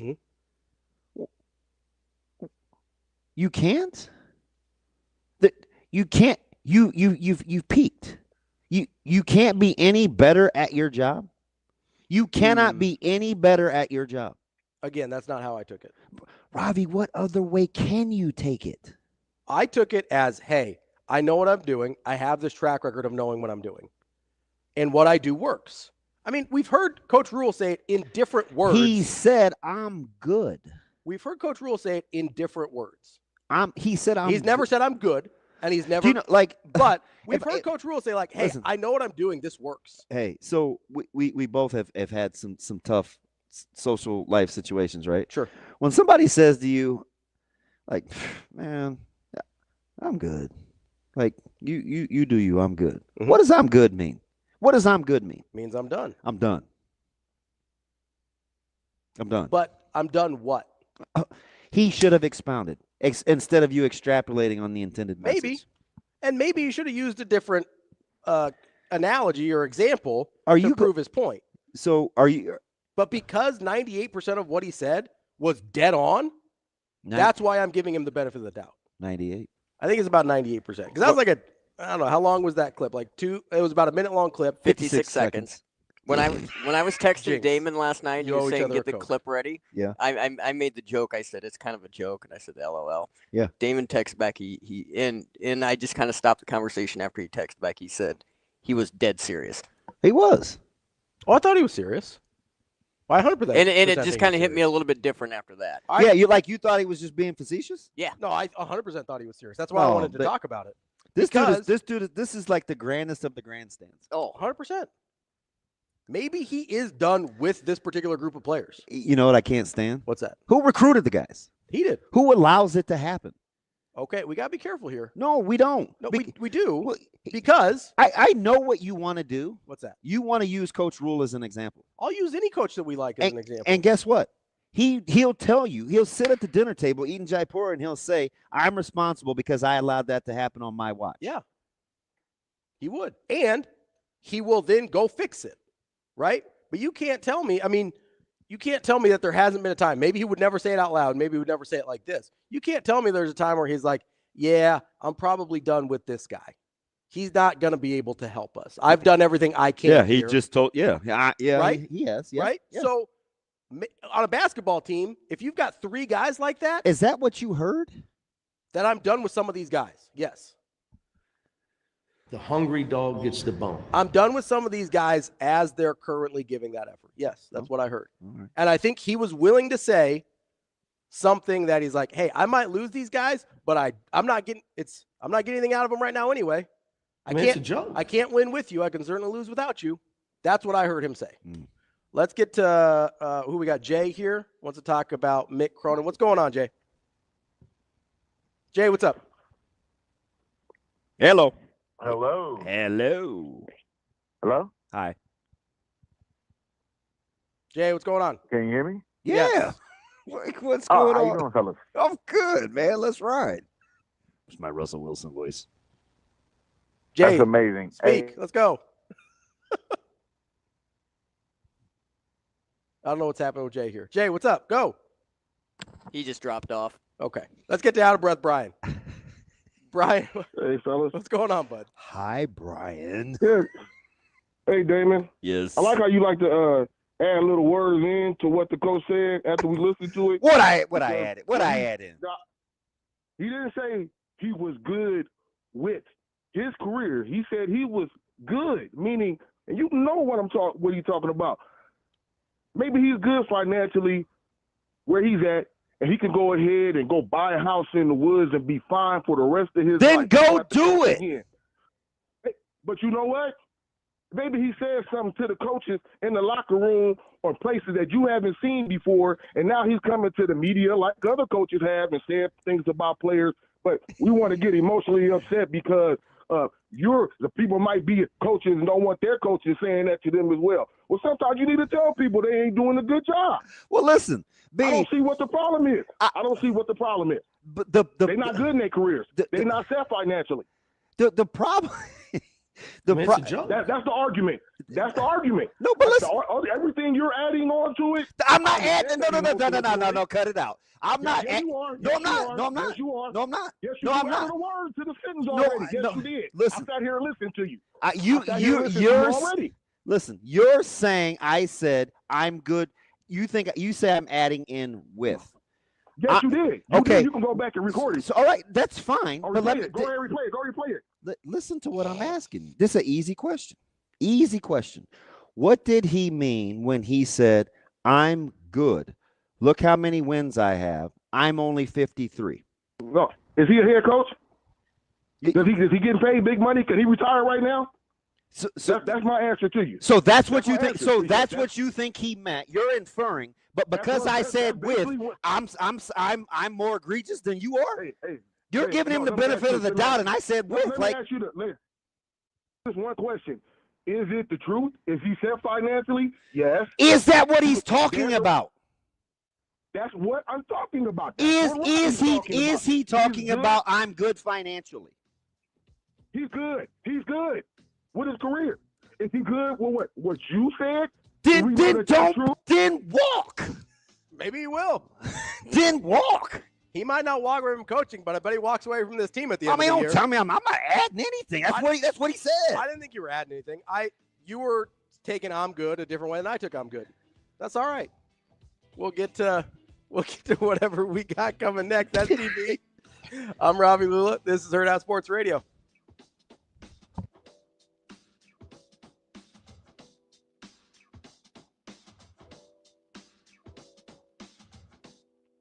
We will be back.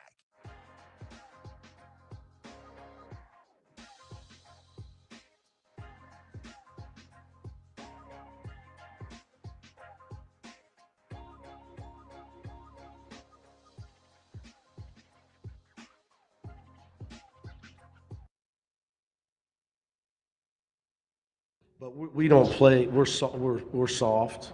So don't tell me you want to win. Just don't tell me you want to win. So don't tell me you want to win. It's crazy, and it's every day. I'm tired of it. It's every day. I have the most energy of anybody at practice every day. I'm upset with everybody in that locker room, my assistant coaches and my players. I don't need to do anything else. I almost got 500 wins. I'm only 53. I mean, it's a joke. It's a joke. But yet I come in and I have more passion and energy and pride than everybody in. But we don't play. We're soft. I'm upset with everybody in that locker room, my assistant coaches and my players. I mean, I don't need to do anything else. I almost got 500 wins. I'm only 53. I mean, it's a joke.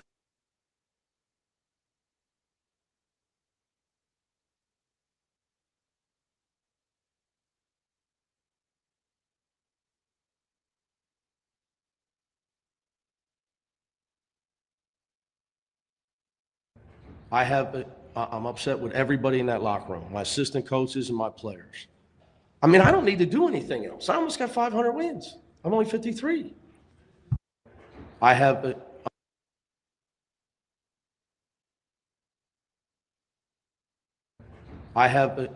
upset with everybody in that locker room, my assistant coaches and my players. I mean, I don't need to do anything else. I almost got 500 wins. I'm only 53.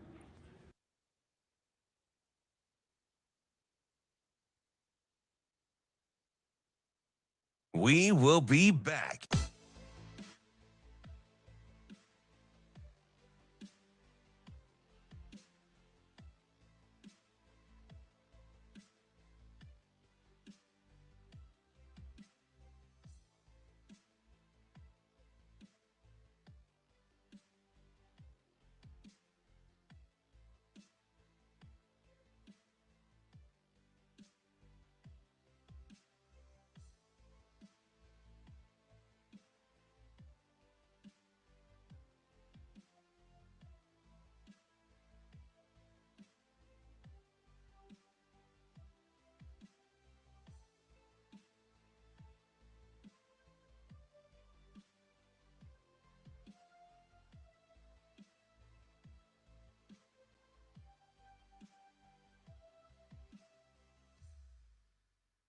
We will be back.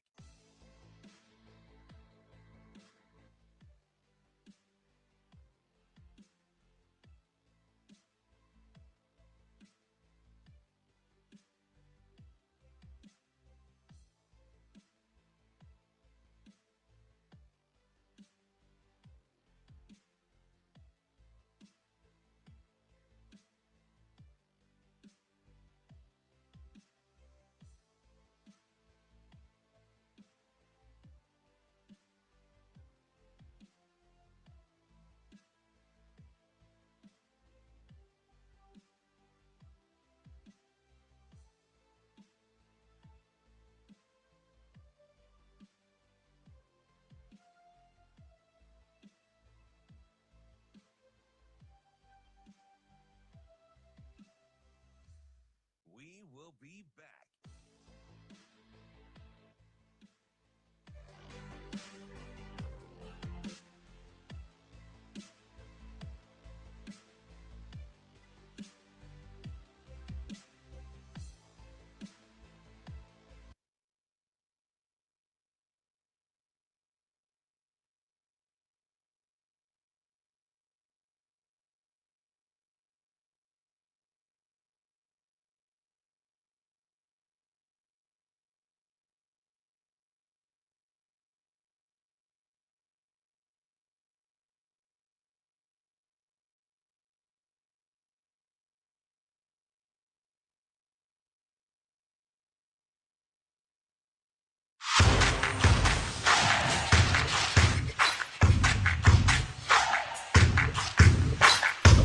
You're listening to Hurrdat Sports Radio. I'm upset with everybody in that locker room, my assistant coaches and my players. I mean, I don't need to do anything else. I almost got 500 wins. I'm only 53. Welcome back, Hurrdat Sports Radio, AM 590, ESPN Omaha, ESPN Tri-Cities. We're live on the Pillar Exterior stage. That's DB. I'm Ravi, Lulla. People say we agree too much, but we're fighting this morning. We are fighting today. I'm shocked. Why are you shocked? Shane, one more time. Just one more time. I'm upset with everybody in that locker room, my assistant coaches and my players. I mean, I don't need to do anything else. I almost got 500 wins. I'm only 53. Here's what I think he means there. At its core, is that he should not be the hungriest dog in that room. That's what I think he's saying. That's why he's giving his credentials. I understand that. I would lend a little credence to me. Look what I've done. Listen, it may not be the best way to make that point.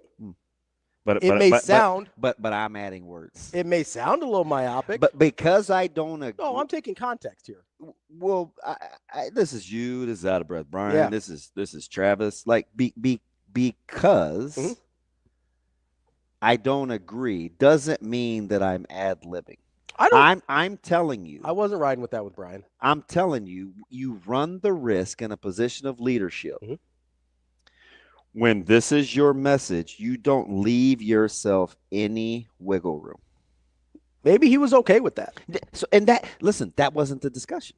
Right. But I'm saying, like, you're right. You don't leave yourself a lot of wiggle room.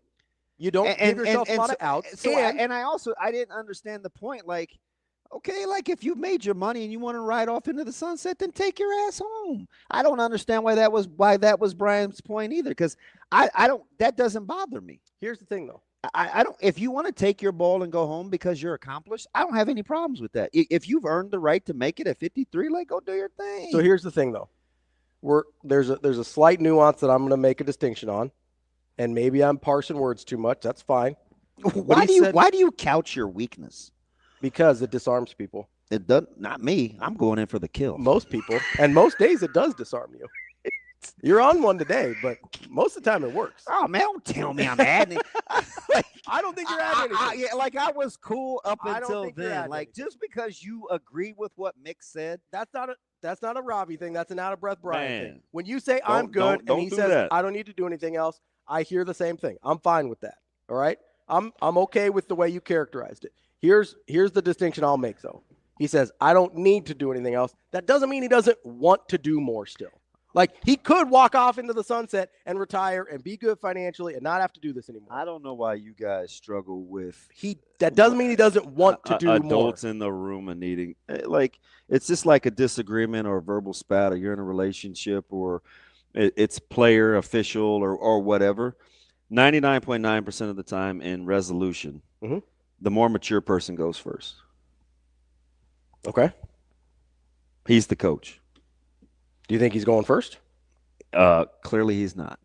They're What do you mean? completely delusional about who they are. That's not going first. Taking accountability for allowing what's happened to go on would be going first. If you really want to correct the behavior versus punitive damage versus like a punitive punishment in terms of public reprimanding, then own your role in it. So here's where we run into some unknowns and variables, right? Because we're taking a 56-second clip, and we're both doing this and applying it to an entire season. That there's some variables we don't know. We don't know what he said to the players privately. Like maybe he has taken accountability. Maybe he has gone first. Maybe this is his final straw. Timeout. What's up? You want a 30 or a full? Okay. We Yeah. aren't doing anything. Okay. We are analyzing what he said relative to who he's talking about. Yeah. So when he sets a time frame for I'm tired of it, or when you call guys delusional or whatever, all the things that I said that I, for the most part, I don't have a problem with. It's just like, what's the end game? Like what's the desired outcome for the spiel? I don't need to know based on his separation of him versus what's going on around him, what was said to the guys before that. Because I'm 100% sure that he has said, hey, I can't be your biggest fan. Hey, you guys got to match my energy. I guarantee you he said that before. Sure. I don't need that context to buoy what I heard. So let me ask you this. Is there a desired outcome that he could tell you that you would think makes this statement appropriate? Is there maybe he wants to motivate his guys. I mean, isn't that on the table as one of the possibilities? Sure. It's 100% on the table. And it's also on the table if he's trying to motivate his guys that he might have missed and they're out. Yeah, right? The problem is that his track record in terms of playing a certain way post Jaime Jaquez. Yeah. Or pre. I mean, either any non is Juzang and Jaquez period is on the table. Like the thing that we're afforded the luxury to do is to listen to something and give it context relative to what's being said. So that means when you box yourself in like that, you then open yourself up to have it critiqued, to scrutinize your resume. Yeah. So let me scrutinize his resume then. Okay, is that fair? He's talking about here mostly. Correct me if I'm wrong. He's talking about here in the 56 seconds mostly about effort and energy, right? That's the overarching theme of what's missing he feels like is missing from his team. Effort and energy. Is that a fair characterization? Sure, if that's your summation of that's how you score more than 50 points. No, that's not what I'm talking about. I'm talking about his gripe with his players currently.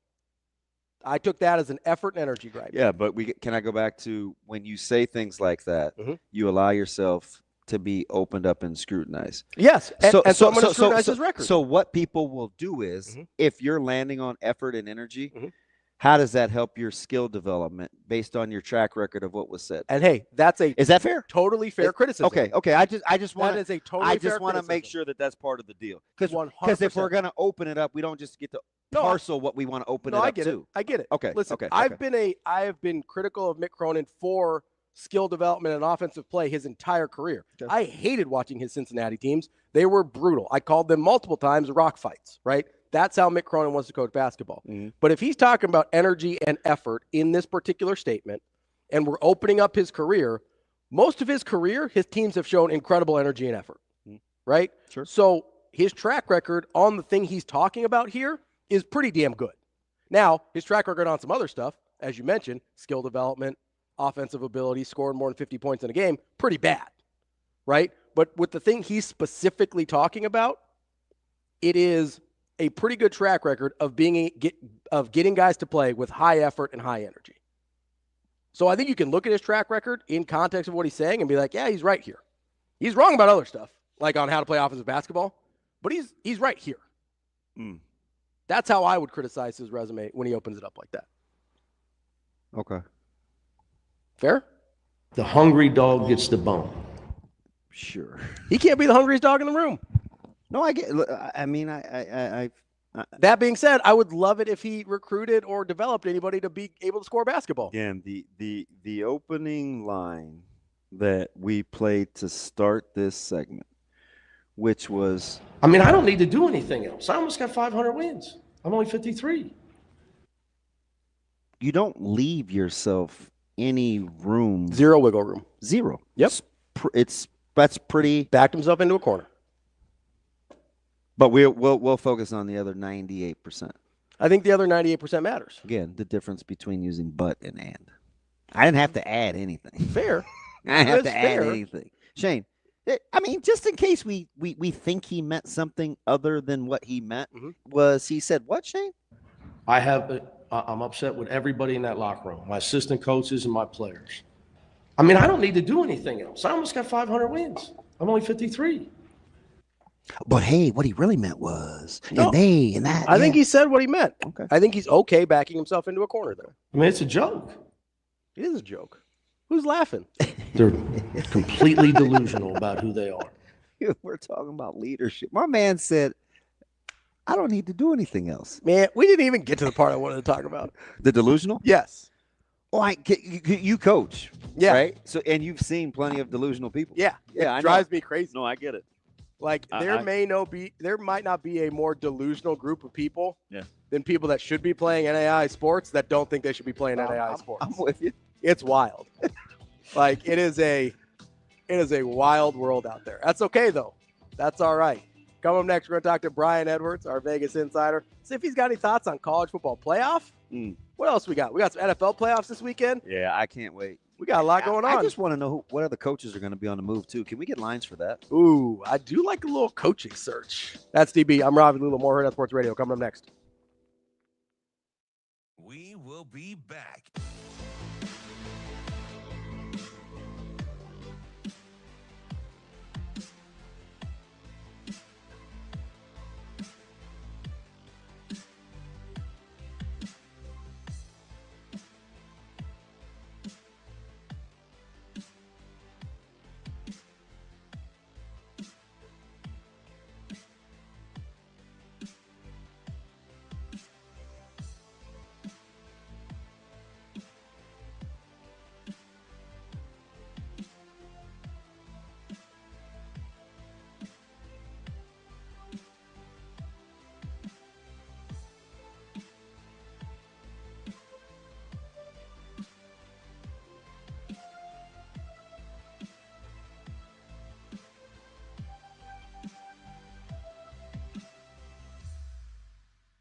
We will be back.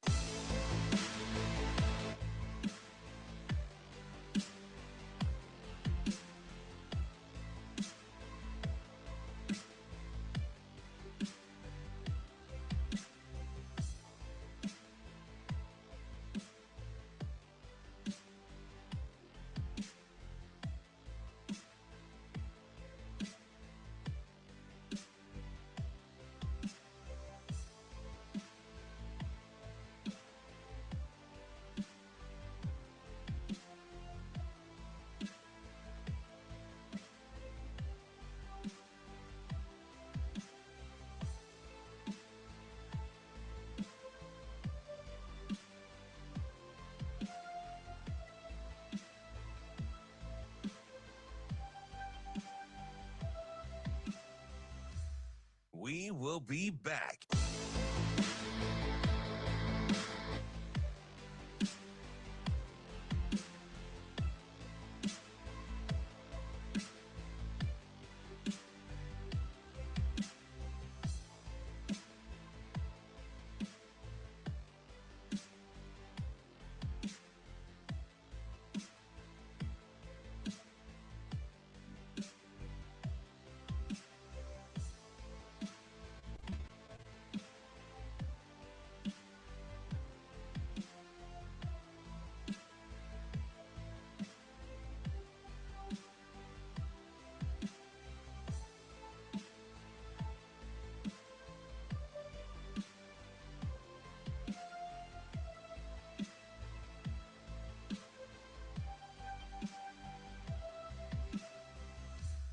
We will be back.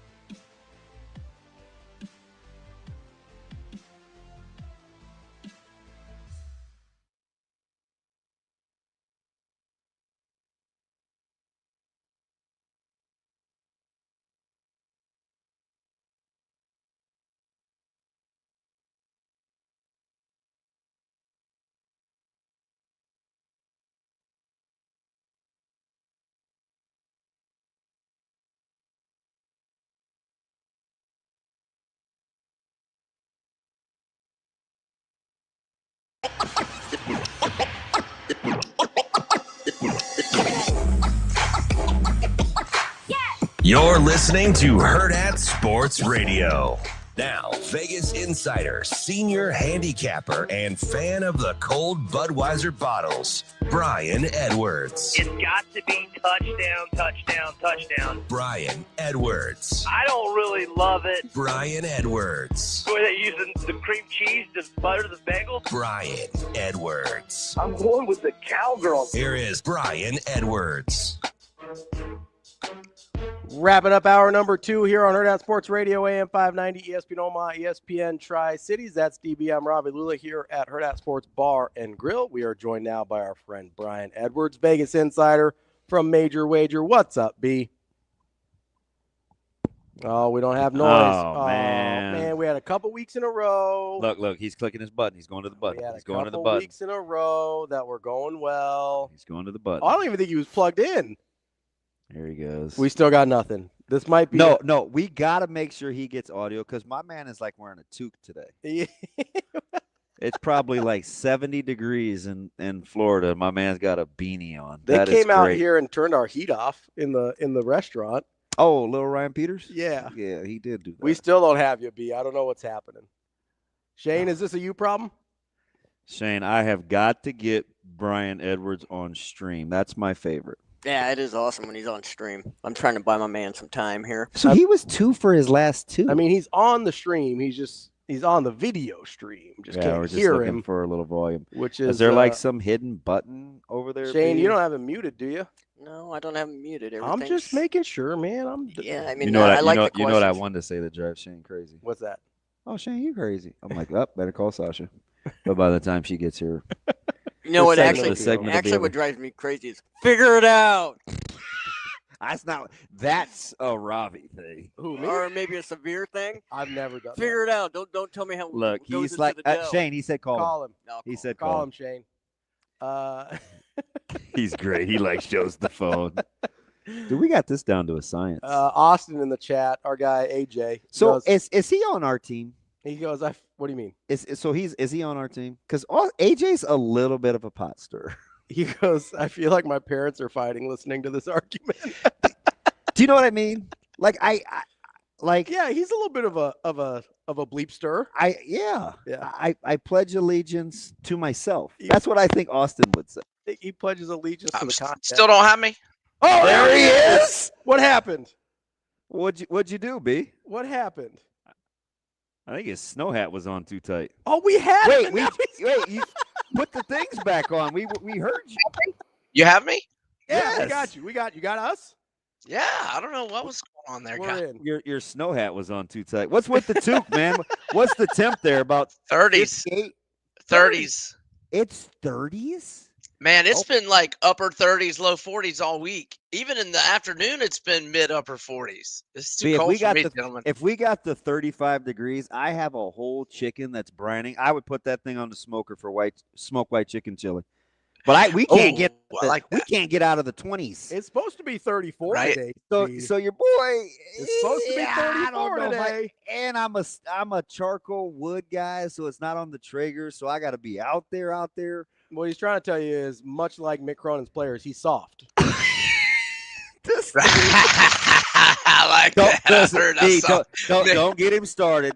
This is Ravi Lulla writing for Mick Cronin hour. Don't tell me you want white chicken chili if you're going to be soft. It's a joke. I like Mick. Mick's got 500 wins, and he's the hungriest, I've done most everything I passionate could guy as on the a court. chef. I don't need to I've do had anything some else. great meals. I don't need to do anything I've else. made white chicken chili before. All right, B. I almost had to choke Ravi Lulla earlier, but we're good. Let's talk playoffs because this game is flying under the radar, and it's two quarterbacks that, in my opinion, I still think have a little bit to prove. Herbert needs a signature win, and Stroud has kind of got the benefit of the doubt, even though he's been fairly mid this year, injuries aside. What do we got? Yeah, I love the Chargers here. And I love that it seems like a lot of people like Houston. Chargers look really good to me. So first off, they've been really good on the road, 6-3 straight up, 7-2 ATS. They're on a 3-game winning streak, both straight up and ATS. They're 8-3 straight up, 9-2 against the spread since week 8. And, two of those defeats were one possession games at home to Baltimore and at Kansas City, with Chiefs got a walk-off field goal. Herbert, 23-3 TD-INT ratio on the season. Now, both teams are banged up and have several starters questionable. And obviously, we'll know more about that, today and tomorrow. But I think it's probably going to be about a wash, and Stephon Diggs and Tank Dell missing, I think, is the most glaring injuries, although they've existed for a while, but that's why Houston hasn't been that good lately, just 4-5 straight up, 4-4-1 ATS in their last 9. I like the Chargers a lot here, and I'll also point out, since Diggs went down with the injury, Stroud's only got a 9-9 TD-INT ratio. Give me the Chargers. Yeah, he's giving it to the other team quite a bit. B, I'm going to ask this one so you don't make our guy DB sad over here. You like Baltimore in like every which way this weekend. Like which different ones you got? Is this because Florida's keeping Napier? Is it gotten personal? No, not at all, man. Right, you're like, shoot, I like money a lot more than I like the Gators, man. I'm riding with the Ravens. Right. That's right.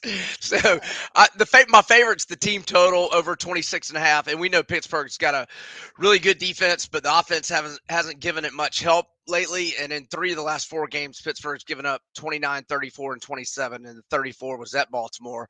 And last 4 games, Baltimore scored 35, 31, 34, and 35. They've scored at least 28, 12 times, and 30 or more 11 times. So the team total for Baltimore is my favorite. But I'm okay with them in the first half, -6. And if your team total in the first half is 13.5, I like it over. If it's 14.5, I would not mess with it. Yeah, and I'm going to have them in a money line parlay that I'll tell you about in a minute. Total in this one is 50.5.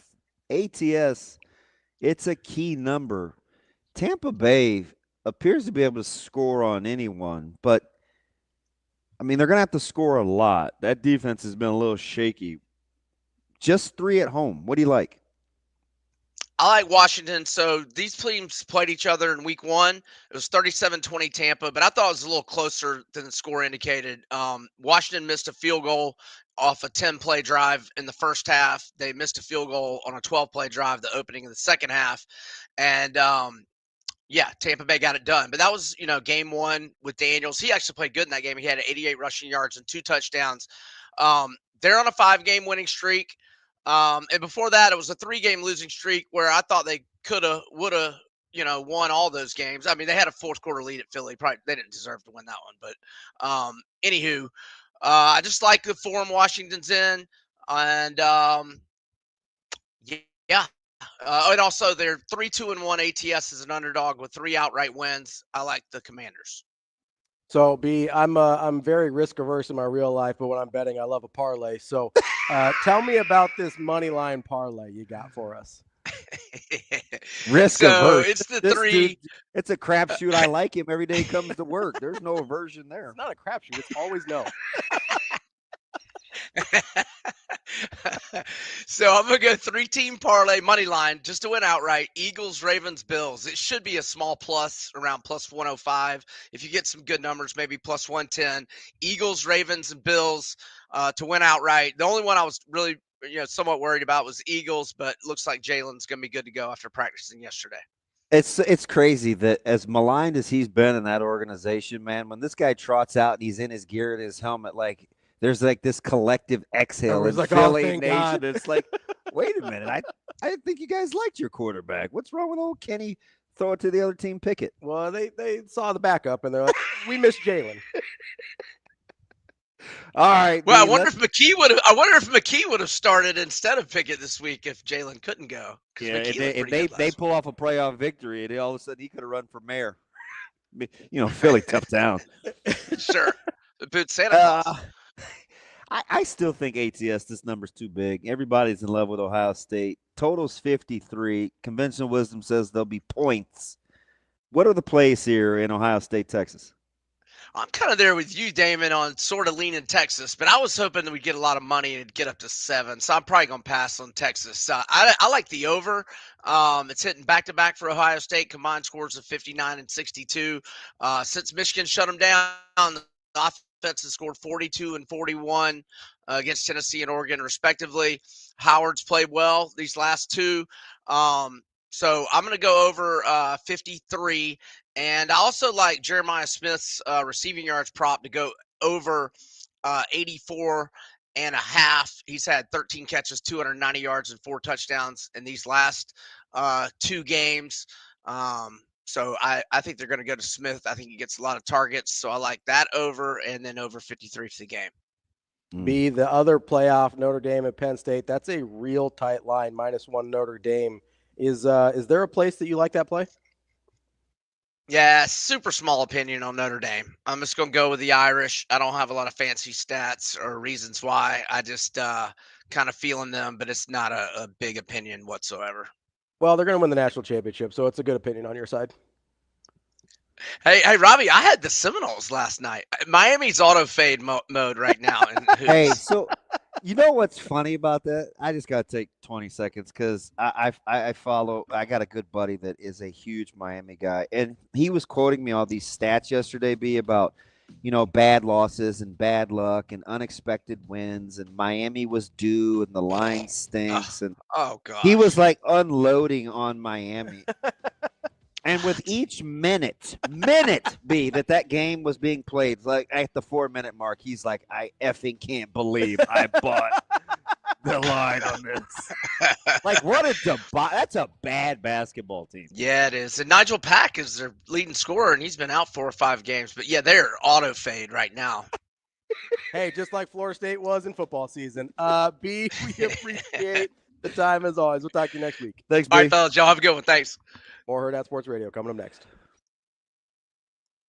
We will be back.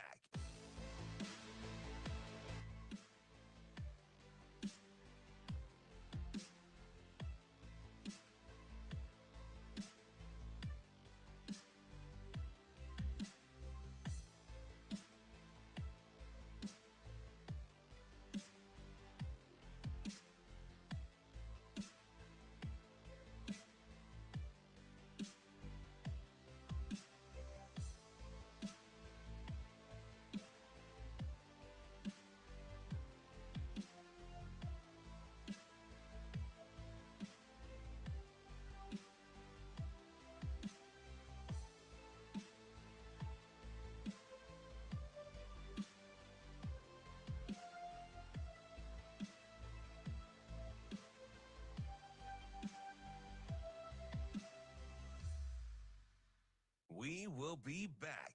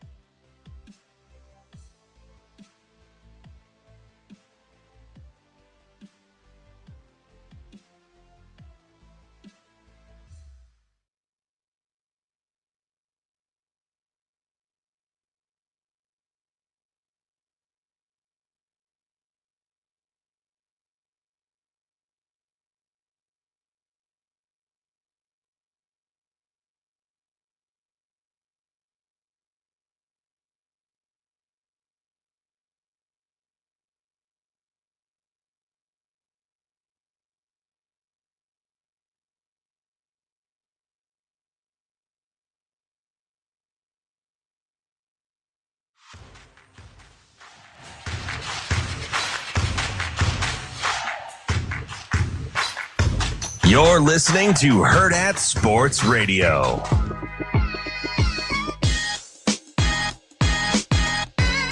Welcome back, Hurrdat Sports Radio, presented by Centris Federal Credit Union. We're live on AM 590 ESPN Omaha, ESPN Tri-Cities, and KFOR in Lincoln. That's DB. I'm Ravi Lulla. Joining us now is our dear friend, Millard North guy, Michael Bruntz of Husker 24/7. What's up, Michael? Hello, how's it going? Hi, Mike. How are we doing? Not bad. Yeah, Not bad. It feels weird to hear you call him Mike. I don't like that. Probably the wrong guy to ask, but so I have some peers that are. I made one kind of innocuous comment, Bruntz, and I know you don't really partake in meat, but I have a whole chicken that I've spatchcocked. Okay. Yeah. It's brining, and I would like to make some smoked chicken chili, but it's cold, and I get it. Contrary to my ethnic stereotype, I do like to be outside in the cold, and I can handle temps. I'm more worried about being able to have my smoker hold the temp. If you were craving like this mushroom risotto or your mushroom sauce and gravy, would you brave the temps if you had to cook it outside? No, I don't think I would. Okay. I don't think I would. I think it's. I mean, you just probably had. When was this taking place? Was this like yesterday? Well, I was going to do it yesterday, but I figured another 18 hours in the brine would probably be better. So I'm like, 31 today. I may do it today. It hasn't taken place because he's soft, Bruntz. See, Mick Cronin over here is telling me that I'm one of his players. I'm soft, Ravi, and I'm delusional thinking that I can pull this off. The hungry dog gets the bone. You don't have any. You don't have any energy. He's the most. You're not the most energetic guy there at the smoker. Yeah, I'm just saying, if he was a hungrier dog, he'd cook that chicken. That's true. Oh. Okay, Bruntz, you're out. You're out. All right, Bruntz, how do we feel? Hey, wait, is it weird that Mick Cronin, when he wears the suit all game? This is something I noticed. Just go with me. Okay. You think post Jay Wright's retirement and COVID that guys shouldn't be rocking suits? Like, where are you going with this? No, I'm fine with the suit. I like the suit. That's a good look. I think more people should wear suits on the sidelines. Agreed. But it's weird that he comes to postgame in a T-shirt, right? So you think it's weird that he does a wardrobe change to be less formal for the press conference? Like you wear it all game. What's another 10 minutes? It's a good point. He's basically doing the Uno reverse here. Instead of wearing the casual during the game, he changes immediately. Right. It's weird. Yeah. It is weird. You're right. Like it feels like it's you're dressing. You're not dressing for the right meeting. I think is probably the best way to say it. What's the thing? Dress for the job you want, not the one you have. Yeah. So maybe he does. Maybe because he has been so good and check his record and he can't do anymore that he's ready to do something different. Maybe that's what he was telling us. I've noticed that a couple times. I noticed it the other day in Lincoln. I was like, why is he wearing a T-shirt? He was wearing a suit just a minute ago, and then I think he had a pullover on or like a quarter zip or something when he was going off after the Michigan loss. Okay, good. Things I noticed. He did. He had one of those. I call them baseball shirts, like one of those not mesh, but like one of those polyester like baseball half zips. You know what I mean? Like a baseball coach's shirt. God bless Mike Bruntz for stirring up the Mick Cronin thing again. I almost I don't need to do anything else. I don't need to do anything else. He's gonna run some foul poles after the press conference, and that. Yeah, it looks like he's gonna go grab a fungo. You know? Yeah. Just start ripping some ground balls at somebody. Maybe that would get his players to have a little dog in them. Yeah. Anyways, you were on a line of questioning, and I threw it off. But he was asking me about chicken, so I don't think it was that important. Just his resolve. It's a cultural joke in there somewhere that I'm just going to let ride. Okay, I'm just gonna whistle on by like Nick Saban. Just gonna whistle on by the graveyard. Hey, so no, Bruntz, it was just more about resolve to get a meal that you really want. Like what would you be willing? I just don't know if I can hold the temp. That's all. Got it. I mean, okay. Well, like what's your go-to? Would it be like mushroom risotto? I do like a good risotto. Not a big fan of mushrooms, though. A lot of work to stir for soggy rice. I don't make it, DB. Bruntz, I don't know why. I really don't know why you like this guy. I contemplate it every day a little more. What, me? Yeah. No, why you like Ravi? Yeah, we all like you. I mean, did you hear how he said it? Bruntz was like, me? Offended. Like, I'm the nicest guy in this thing. I never said I liked Ravi. It's That's true. what I was saying. Don't get it twisted. I'm grandfathered into his friendship with my brother. Bruntz is like, don't lump me into that. I'm not riding with that guy. It was kind of a package deal. Like, he was friends with Raj, and I just attached myself. I was like, Bruntz, we're friends now, too. And he's like, wait, what? He's a friend to be named later. I'm a barnacle on that ship. So Yep, I just attached myself. It's like getting the compensatory pick for Gleyber Torres. Hey, so, Bruntz, how do we feel on January? What is today? The 8th? 9th. The 9th. How do we feel about Nebraska managing the portal with probably only an addition or two left? Yeah, I mean, pretty good. I mean, I think the way that things started, I mean, I think that was the thing that was tough with the portal for Nebraska was, you have this huge roster already. Obviously tackle is, started out as a big need. That was going to be a big need. But beyond that, I mean, it was just kind of across the board where you need a guy here, a guy there. Wide receiver obviously ended up being a bigger group than maybe probably what it would have been. And just got another one. Yeah, in early November. Another one.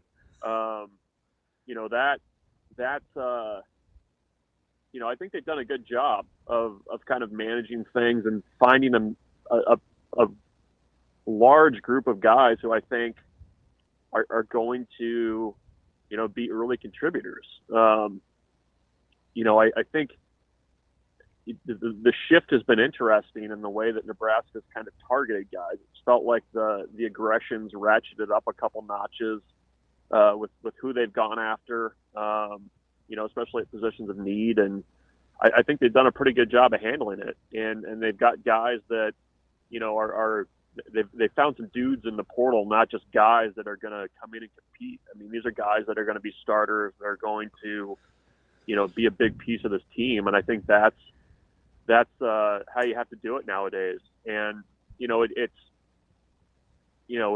know you guys are kind of having the conversation of how in the age of the portal do you, still run a developmental program. But I think they've done a good job of kind of patching holes with guys that are, legit difference makers rather than just guys that are just filling roster spots. And I think with the 105, you have to do that. I mean, you have to do a better job of identifying what your needs are and then going out and actually, being aggressive and getting guys that can help you right away at those spots. I thought Shafe had a fantastic segment the other day, and he said something that even a couple of our listeners really liked as well. And he said one of the things that he likes about this developmental versus non-developmental narrative that somehow is cropping up is that he felt like guys that they're bringing in through the portal, not only are they multi-year guys, but they aren't,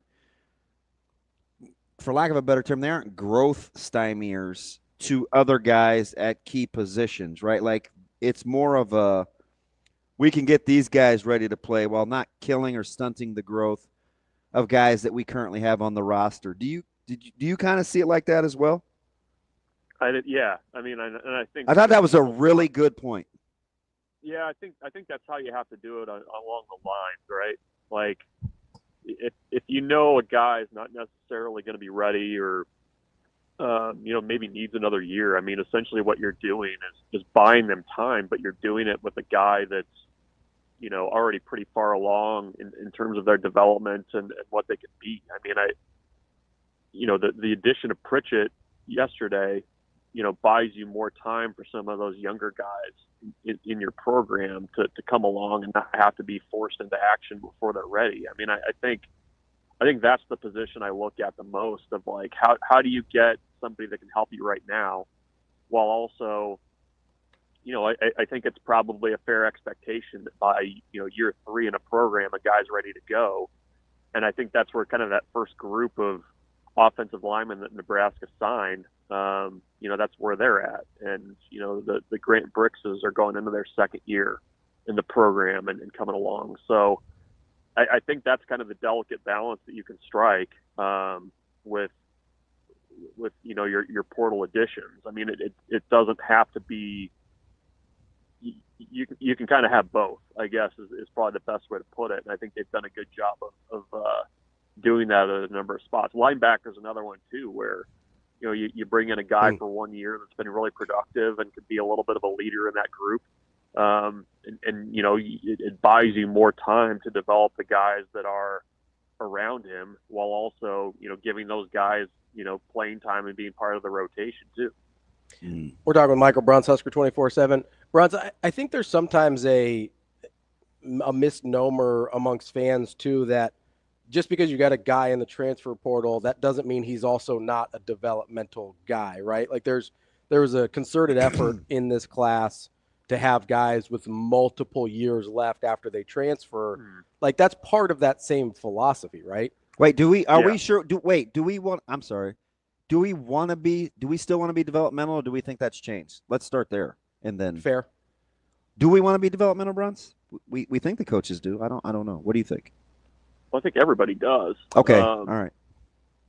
But I think the 2-year thing is interesting because I think you saw that with, like MJ Sherman's a great example of this. Like if he comes in as a 1-year guy, you don't get nearly, what you probably would have gotten out of him in year 2 with development. Yeah.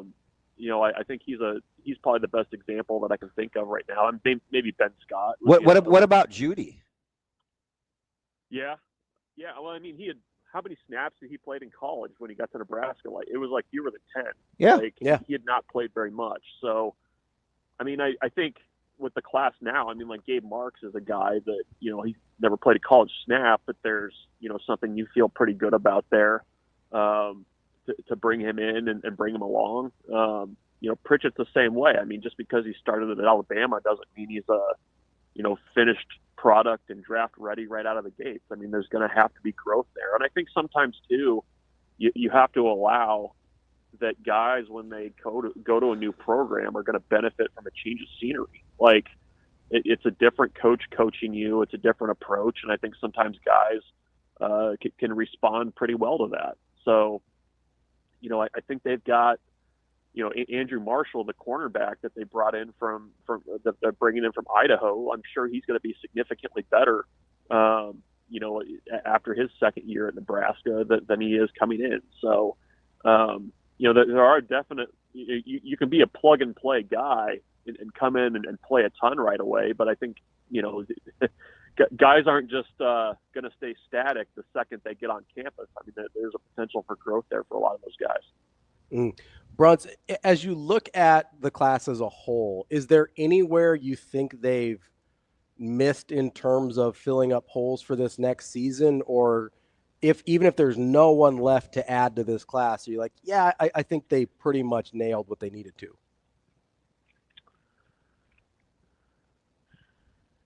Well, I'm curious to see, defensive line wise, how they approach that, or if they approach that position also in the spring, when that window opens.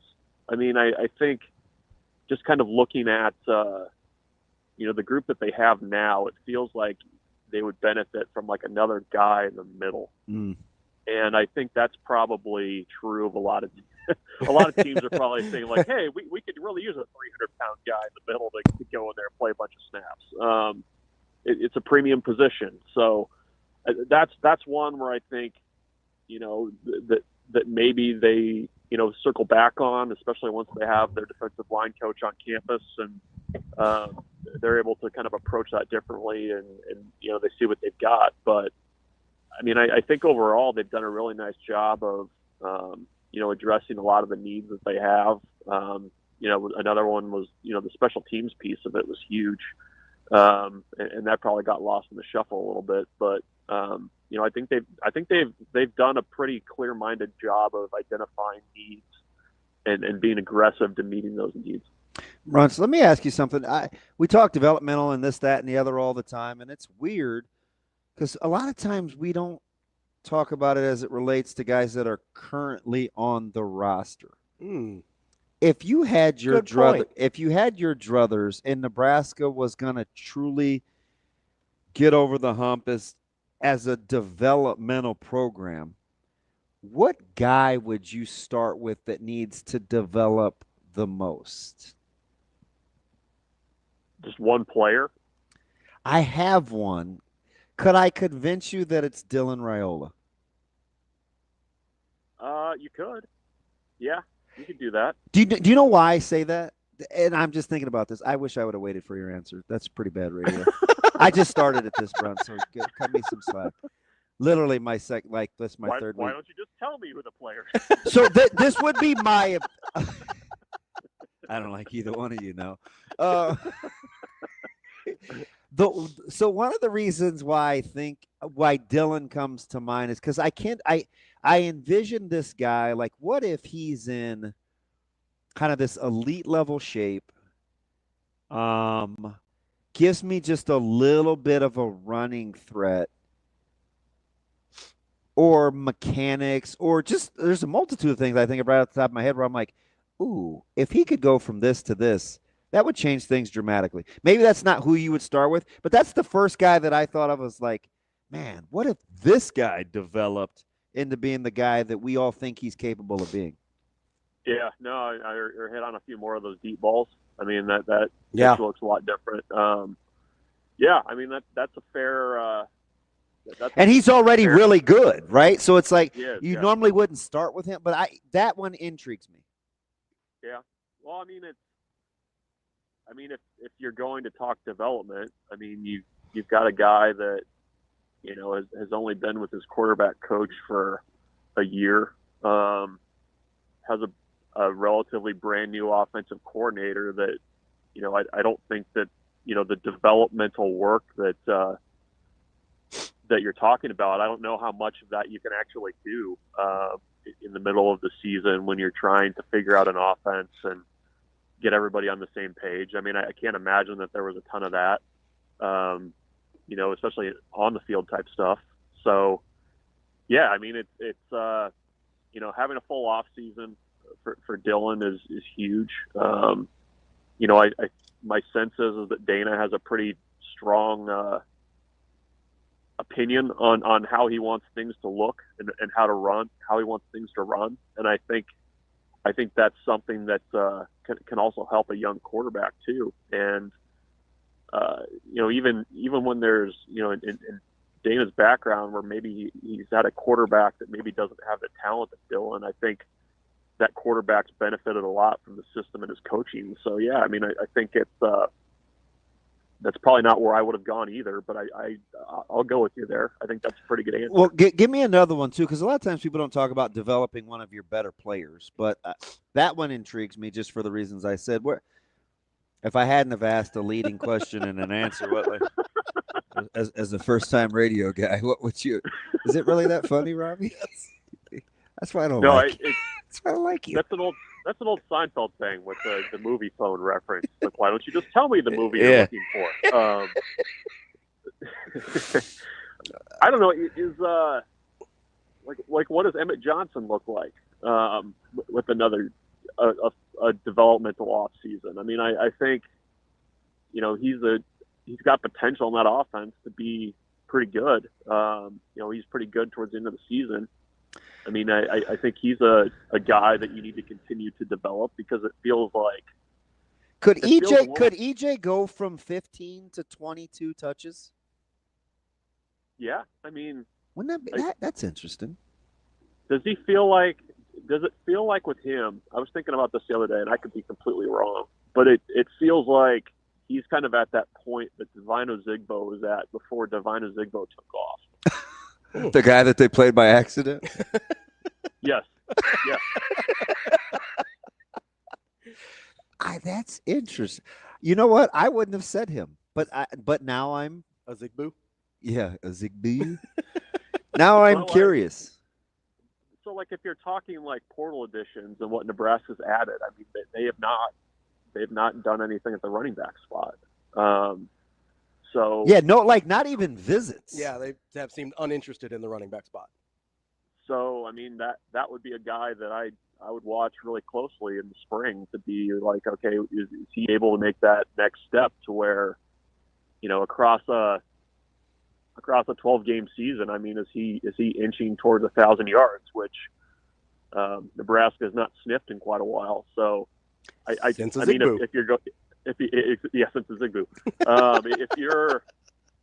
you're going, I mean, if you're talking veterans that I think people probably think of as, you know, close to finished products and development, I mean, I think that's another place I'd go. Oh my God, Will's got one. See, my head went immediately to the lines. So, we've got a guy on our stream. This one's interesting too. He says RVP. I think Judy may be in that too. Like, what if Judy turns out to be really good? I was thinking one of those guys or one of the offensive linemen. RVP is interesting. Yeah. Judy. Well, I mean, Judy's interesting too. I mean, remember last year they were saying he was like an X factor on that defense, like, and it just never happened. That's always kind of been in the back of my head with him.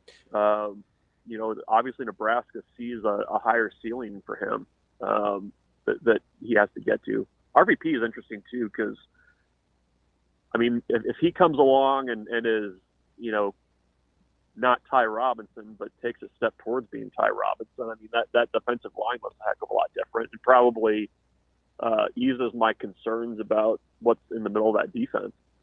Like, what if Keona Davis just turned into a monster? Now it gets interesting. So I know I gave again, bad at my job. I gave you the answer. But now the more that I think about this, Bruntz, I don't know if I would have told you, Dylan. He answered his own question and gave you the wrong answer. I gave you the wrong. Yep. See? If you want a reflection of my aptitude, look no further than this last 10 minutes. I couldn't even cheat on the test correctly. Yeah, I mean, like, who blows cheating, right? Like, I do, of course. But I may rest on the hill of Dylan. I get what you're saying with Dylan, but like, if we're talking but about the now, lines, but I kind of like Will's because I'm going to say this, Bruntz, and I want to get your response. If I told you that RVP had more upside than T-Rob, fair or foul? Because Robinson came in highly touted. He did. Yeah. And we kind of forgot about him for a couple years, and then he got good. Yeah, I would go along with that. I could see that with Van Poppel. Okay. That's our guy, Michael Bruntz, Husker 24/7. Bruntz, appreciate your time as always. We'll talk to you next week. Thanks, Bruntsy. Yep. See you guys. More Hurrdat Sports Radio coming up next. That guy never disappoints.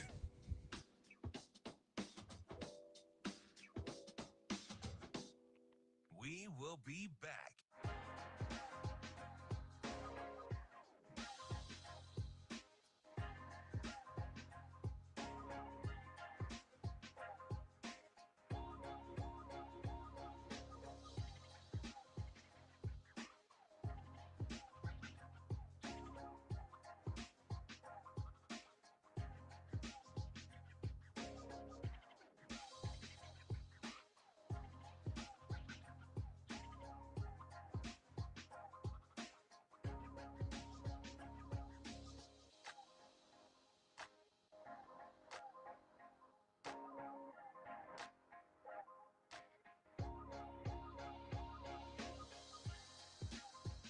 We will be back.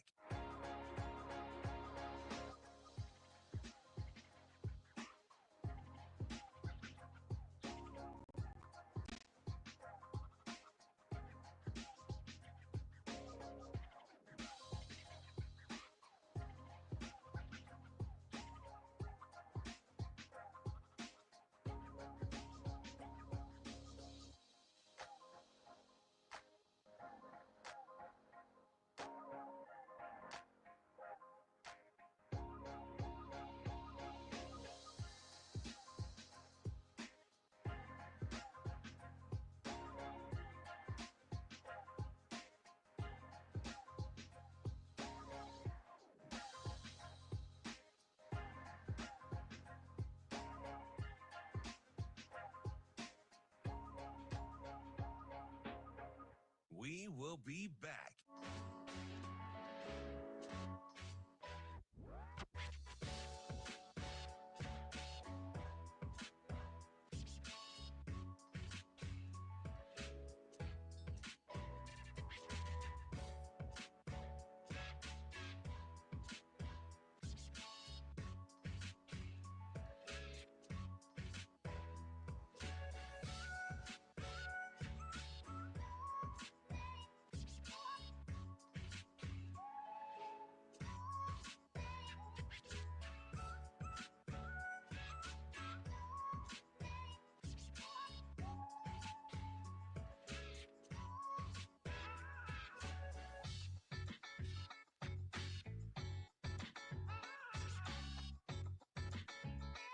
We will be back.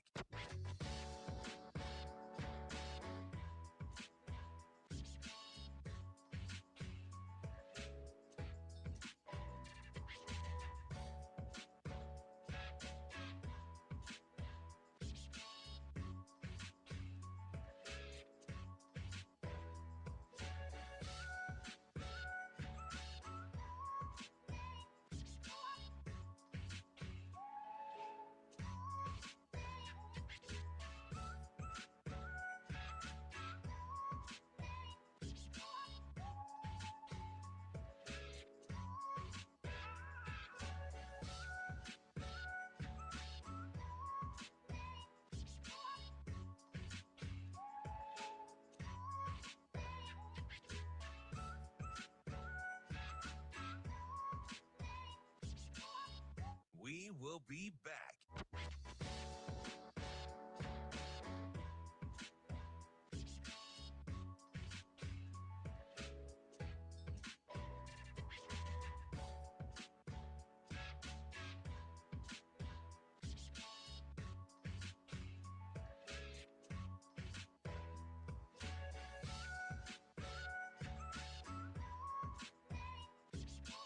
We will be back.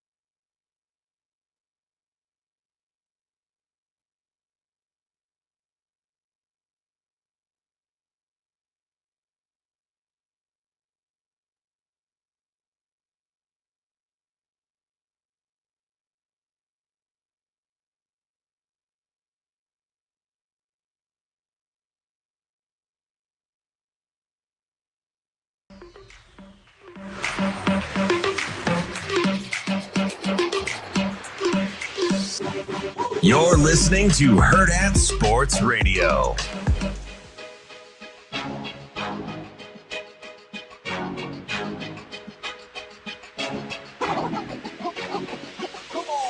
We're back here on Hurrdat Sports Radio, AM 590, ESPN Omaha, ESPN Tri-Cities, KFOR, and Lincoln. That's DB. I'm Ravi Lulla here on the Pillar Exterior Stage. It's time for Bet On It, brought to you by Warhorse Sportsbook, the best place in Nebraska to place your sports bets.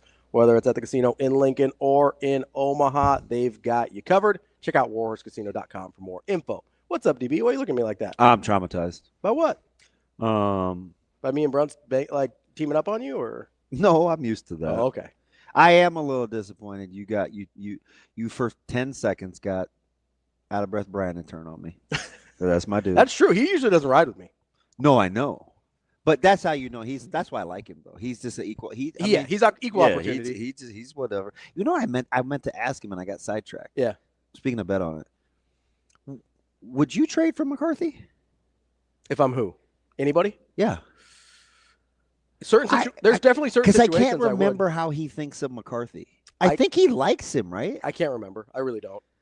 But there are definitely certain situations where I would trade for McCarthy. If I was the Steelers, I'd trade for McCarthy before I traded for Aaron Rodgers. Let's squash the Aaron Rodgers to I'm just saying Pittsburgh thing. If I'm the Steelers and I'm looking at trading for a quarterback, I absolutely look at J.J. McCarthy before Aaron Rodgers. Mike, Mike, out of breath Brian, the Dallas fan. Mike, not JJ. I was thinking quarterbacks. No. Okay, we're on totally because he's a. I was thinking Michigan huge, Lance. He's a what? You get black people confused again? I was thinking about. How do you confuse me? I don't even know if out of breath Brian rides with Michigan. I was Lance. thinking about callers that usually ride with you and not me. I don't think B rides with Michigan Lance. That's fine, but I was thinking about guys that call in that usually ride with you over me. No, he's a Dallas guy. Yeah, it was. I don't know what because the permission, no permission, but his contract is up. It's thing weird. is weird. Because as of yesterday, and then Jared just, I did that with Zeke. I mean, it's just bad business. I mean, if a guy doesn't want to be here, and I mean, yeah. But wait a minute. So Jared didn't say anything. What did he do with Zeke? He compared a guy that wins double-digit games every year to a guy that hasn't run for 700 yards in the last 3 years combined. Also, I mean, he's exaggerating a little. Is it? If you don't quit with the Mick Cronin thing, the funny thing is he didn't do this with Zeke. He paid Zeke before he had to. No, but he just said this the other day on radio. No, I know, but he's not telling the truth. No, I know. He paid Zeke before he had to. He let McCarthy's contract expire, which was yesterday. So right? here's my question: his contract expired. Now So he can doesn't need permission. He can talk to whomever. I would think so. That's what a contract expiration means, right? Like they have no say over what you do. He's a free agent, right? I don't know what Chicago's doing either. By the way, I don't. They have requested permission to talk to everybody under the sun, including apparently Matt Campbell and Cliff Kingsbury. Like everybody. What are you doing? Kingsbury's going to get a job. Yeah, I don't, man. You know where I bet he winds up? Where? Yeah, I don't know. Where were you thinking? I don't know. Because you had a team in mind. I did. Well, who? New Orleans. Oh. I just don't know if he can do it without a quarterback. He couldn't do it with a quarterback, so it's not entirely true. He had great first halves of the season. Okay, cool. How much does that matter? Denny, I mean, it's a joke. Does anybody give a single crap about winning in September and October? Well, as a Steelers fan, considering they lost 4 in a row and had an easy 10-game schedule, I care. You feel a little better about it? I care for you. I thought you were going to do I swear, like Boys to Men by the moon and the stars in the sky. No? I swear. That's not Boys to Men. All for One. There you go. There it is. That was the other black guys. We will embrace it. I don't think they're brothers. I think All for One? I think 1 or 2 of them were. I think, I don't know. We're going to look. I think it's like Team Light Skin. So kinda. So what? Light skin doesn't count anymore. It's not exactly what I'm saying. I don't even know. Is that All for One? It is. I swear is All for One. They 50-50? At least 3 of them. What does that mean? So we got. Is that you mean ambiguous or yes? So 2 are for sure brothers. Not like not how related, but okay. Yeah, so that doesn't count.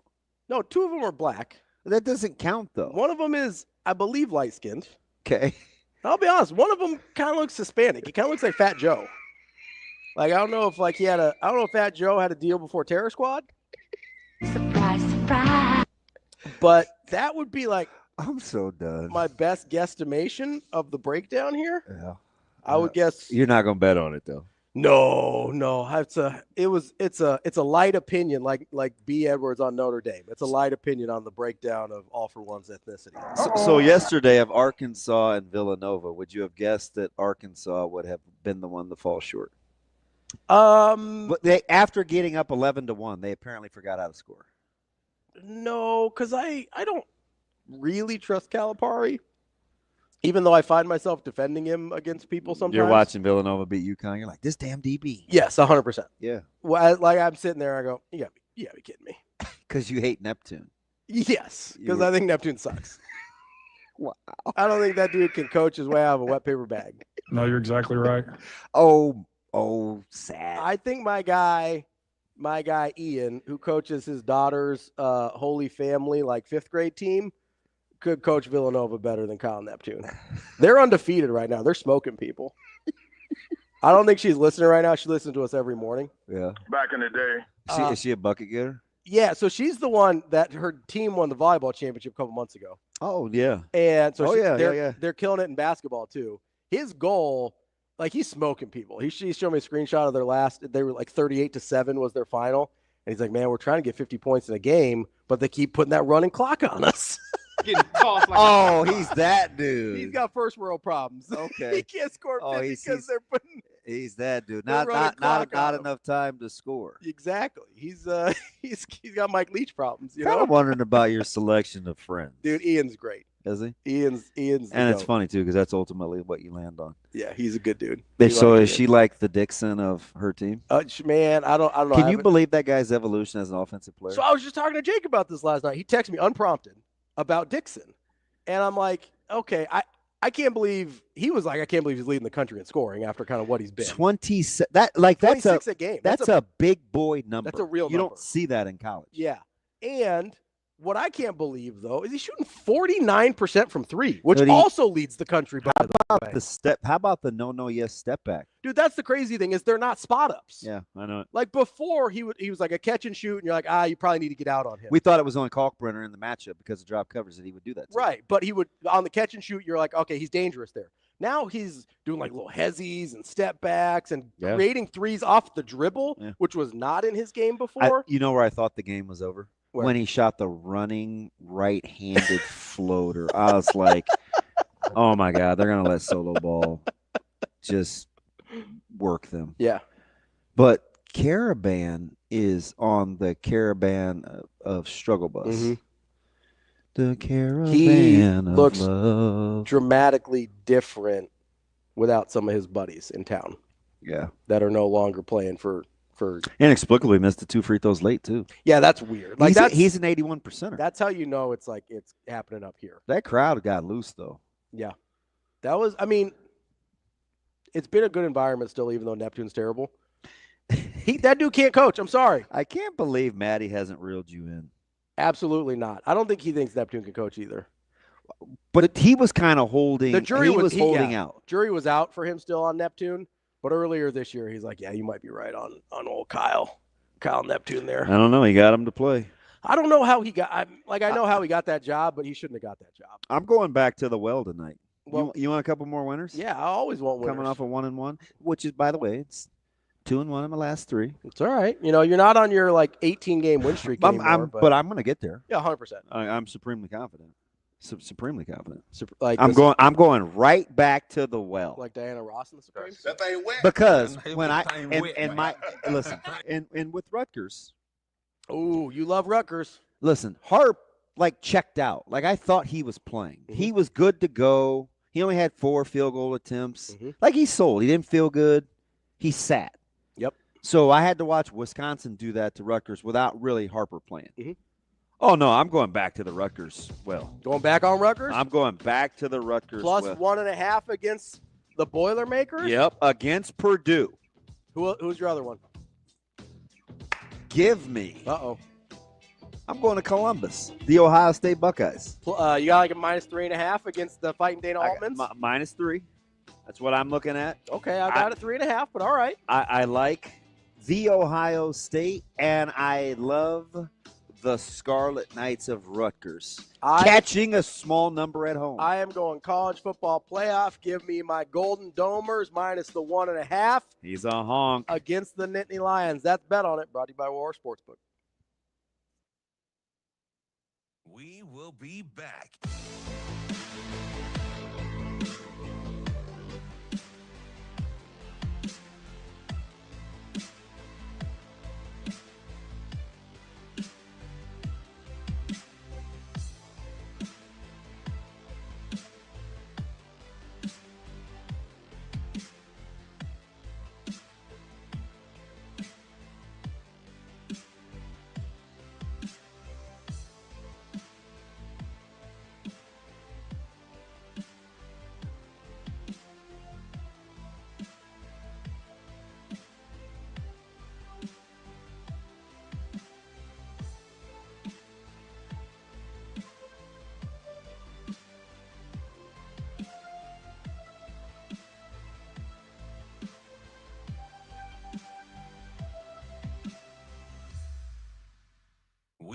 be back.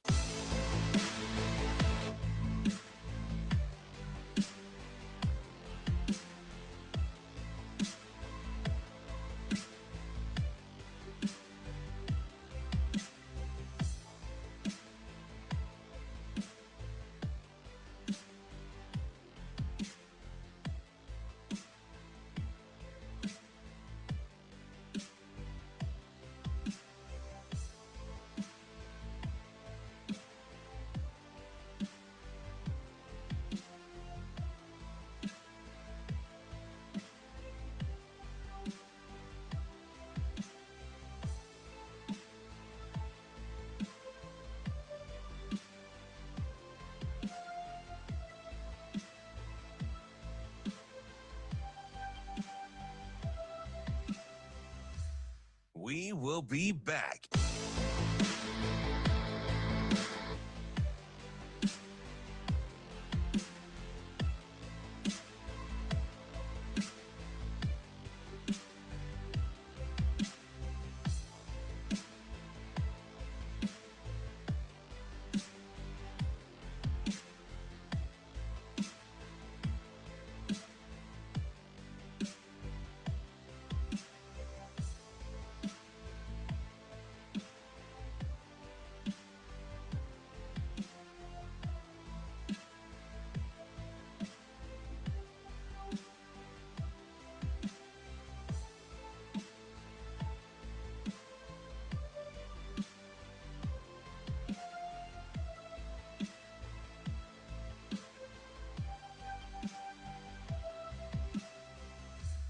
We will be back.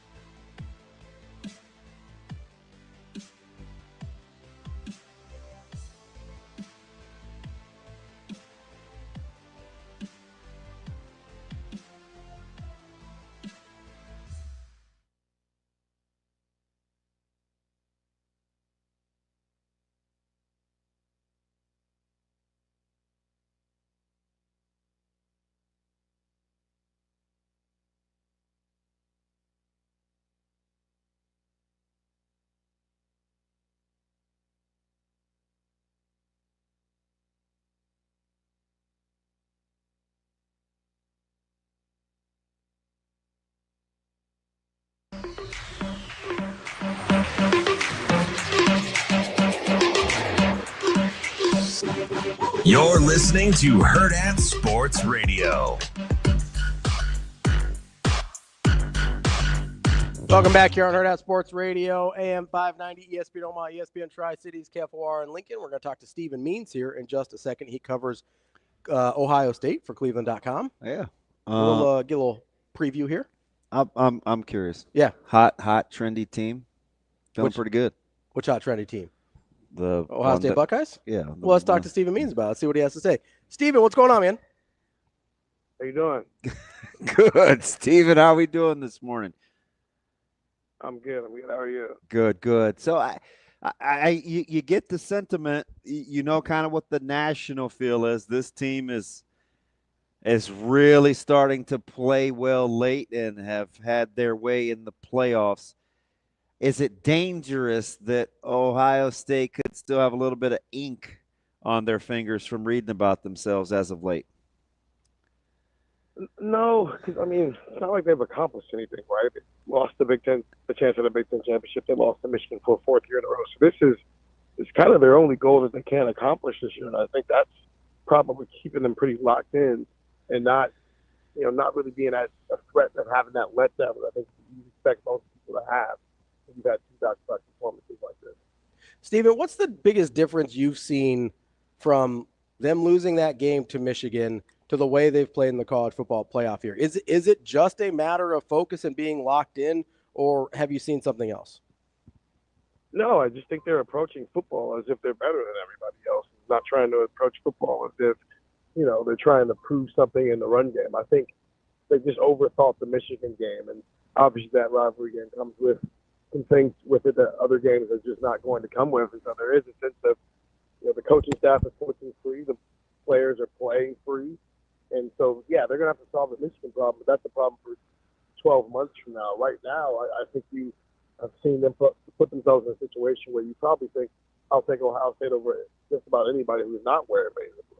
Yeah, it's interesting because I think all year, Stephen, full disclosure, I've been one of these guys following them close. I always felt like there was a disconnect between the back end, the front end, just kind of being disjointed defensively. I didn't know if it was a Williams Sr.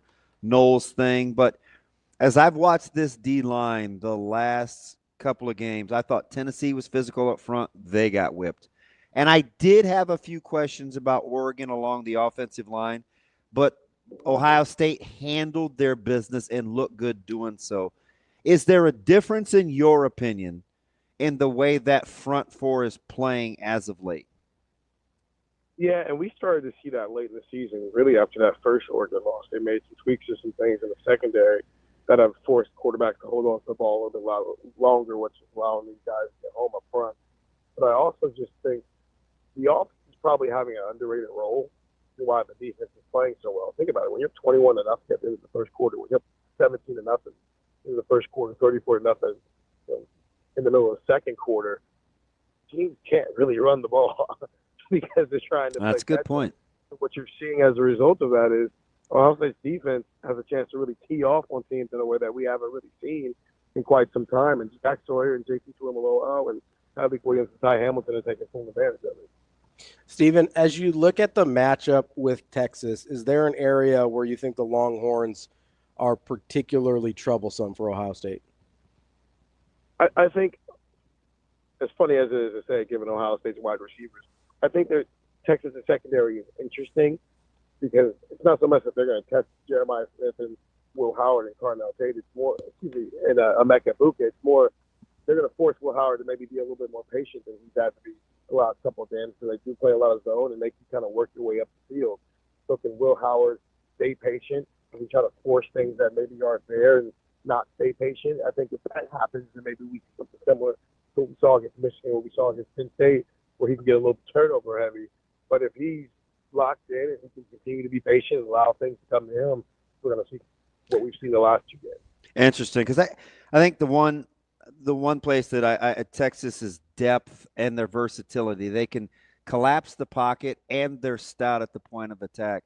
I really like Texas's depth along the D line. Is there some hay to be made there as you watch Ohio State up front, or do you like the way that Ohio State's calling the game that can neutralize how good I think Texas is up front? Yeah, I think it's a little bit of both. Texas has a really good front. You can't take that away from them. But so did Oregon, and so did Tennessee. And I don't say that flippantly. I say that I don't think Ohio State's offensive line has been more talented than the defensive lines they have played. They're missing a first-round draft pick in Josh Simmons and the Remington Award winner, Seth McLaughlin. But what I do think they have done, Josh Breyer, Chip Kelly, and Ryan Day, have found a way to scheme around what they do have. And while also Donovan Jackson has increased his value significantly as an NFL draft pick than what he's been at a left tackle. So do I think it's going to be easy? No, I don't. But I do know that with Donovan Jackson as a left tackle and the way they've been scheming some things up, they can do this in a way where Colin Simmons and the rest of those guys, they're very good football players, but they don't wreck the game. And that's all that you can really have as offensive line. Don't allow someone to wreck the game and put up your best effort. They've done that for 2 straight games so far. We're talking with Stephen Means from Cleveland.com. Stephen, you brought up Chip Kelly there, and I'm just curious, on a holistic level this season, how would you grade the job that he's done as offensive coordinator? I think it's a complicated grade that you can't give an A because you overthought the Michigan game. Because of that, you lost it. Mm-hmm. But I think in all the other games that they've played so far, when they were healthy and the way they were running the ball and how creative it's looked, the way that they've revamped things with this new offensive line, the way they're throwing the ball around, I think you can give them at least a B in this situation. If you're taking a look at kind of Tennessee and then Oregon in terms of I get the whole, listen, guys are open. Let's not overthink it. We don't need to be as physical as the run game. With how Texas plays and potentially if you come out of the back end for a championship game, will getting back to the ground game need or be a factor before it's all said and done? I don't think so. I think their approach has to be, let's see if a team can stop Jeremiah Smith and Emeka Egbuka. That's where you start things. Because if you notice, it's not like Will Howard's throwing the ball 50 times a game right now. Right. He's throwing it 20 to 35 times a game, really even less than that, 20 to 30 times a game. But because they established Jeremiah Smith and Emeka Egbuka so quickly in these games, because Travion Henderson can be such a threat for you in the passing game, it lightens the box. And then we see Henderson and Quinshon Judkins be effective in the run game. And that's the difference. Early in the season, before the offensive line injuries, you can flip that. You can start with the run game and have it open up your passing game. No, they have to establish Jeremiah Smith is the best player in football in this game. He might be the best player in college football right now. You have to force Texas to figure him out, because if they have to be forced to figure that out, it can open everything else for you. Okay, Steven, I'm glad you brought up Jeremiah Smith here, because DB and I have talked about this quite a bit, where it seems like at least once, a lot of times 2 or 3 times a game, Jeremiah just finds himself running. Teams just turn him loose. Wide open, and So tell me what you're seeing there. Is that a scheme thing that we have to give credit to Ryan Day, Chip Kelly? Is that just hey, Jeremiah Smith is just that much better than everyone else? Like, when you see him just running free multiple times a game, when everybody knows who he is and how good he is, like, how are you seeing that happen? Yes. Fair. Okay. I do. So can I just say this, Steven, because you keep it 100. Like, Oregon did a poor job of just turning this guy loose. And I love the fact that a guy like Roman Harper could say, you know what? Like, Jeremiah Smith's a dude, but how about we just know where he lines up at? Like, just start there to give yourself a chance. Sure, but that's like asking every NBA team, hey, you know Stephen Curry's the best three-point shooter of all time. How are you still letting him get three-point shots off? It's seriously, it is. It's every other team's job to take him away. Well, it's Ohio State's job to scheme him open. But it's also Jeremiah Smith's job to go be Jeremiah Smith. So I don't think that it was a lack of preparation or execution or execution, yes, but preparation in the Oregon spot. I mean, Will Howard threw a ball, helmet or higher, where there were 4 people around Jeremiah Smith, and who came down with the ball. There is an element here of just, are your better players? My dude's better than your dude? Yeah, and the answer so far with Jeremiah Smith through 14 games of his career have been, yes, he's better than everybody else. And I think sometimes we're looking for someone to blame when the only person to blame is number 4 in white. So Scarlet and Gray. So the crazy thing is he's going to win 80% of those 50-50 balls, right? Those contested body catches. Yeah. It's running scot-free on over routes or catching a ball in space where he splits like 3 defenders after 15 yards. It's like that. And then the secondary turns around. They look at themselves with the palms up, which is my favorite. Like, what? I'm like, it's Jeremiah Smith. Like, how are we forgetting who this guy is? He's also, I mean, again, like I don't want to spit that, but if you can't blame, he's just that good. He is. Listen, we're talking Serena Williams, LeBron James, Tiger Woods level. Oh, from day one, he was already the guy. Type of guy. Interesting. Hey, I'm holding you. Hey, listen, Steve, I'm holding you to that now. Like, you should. Though, I mean, he dropped his first pass, and ever since then, no one has been able to figure him out. And that is elite company. Yeah. But like, think about it. I mean, think about how we thought about them at step 1. They were this already. He's not one of the best freshmen in the country. They were them. I get you. Jeremiah Smith's one of the best players in the country right now. Yeah. That, regardless of how old he is. I'm with you. That's Steven Means, Cleveland.com. Steven, appreciate the time as always, and hope you enjoy the playoff games this weekend. Thanks, Steven. Anytime, guys. Thanks. That's Hurrdat Sports Radio. We'll be back tomorrow. See you. Have a good day. Love you.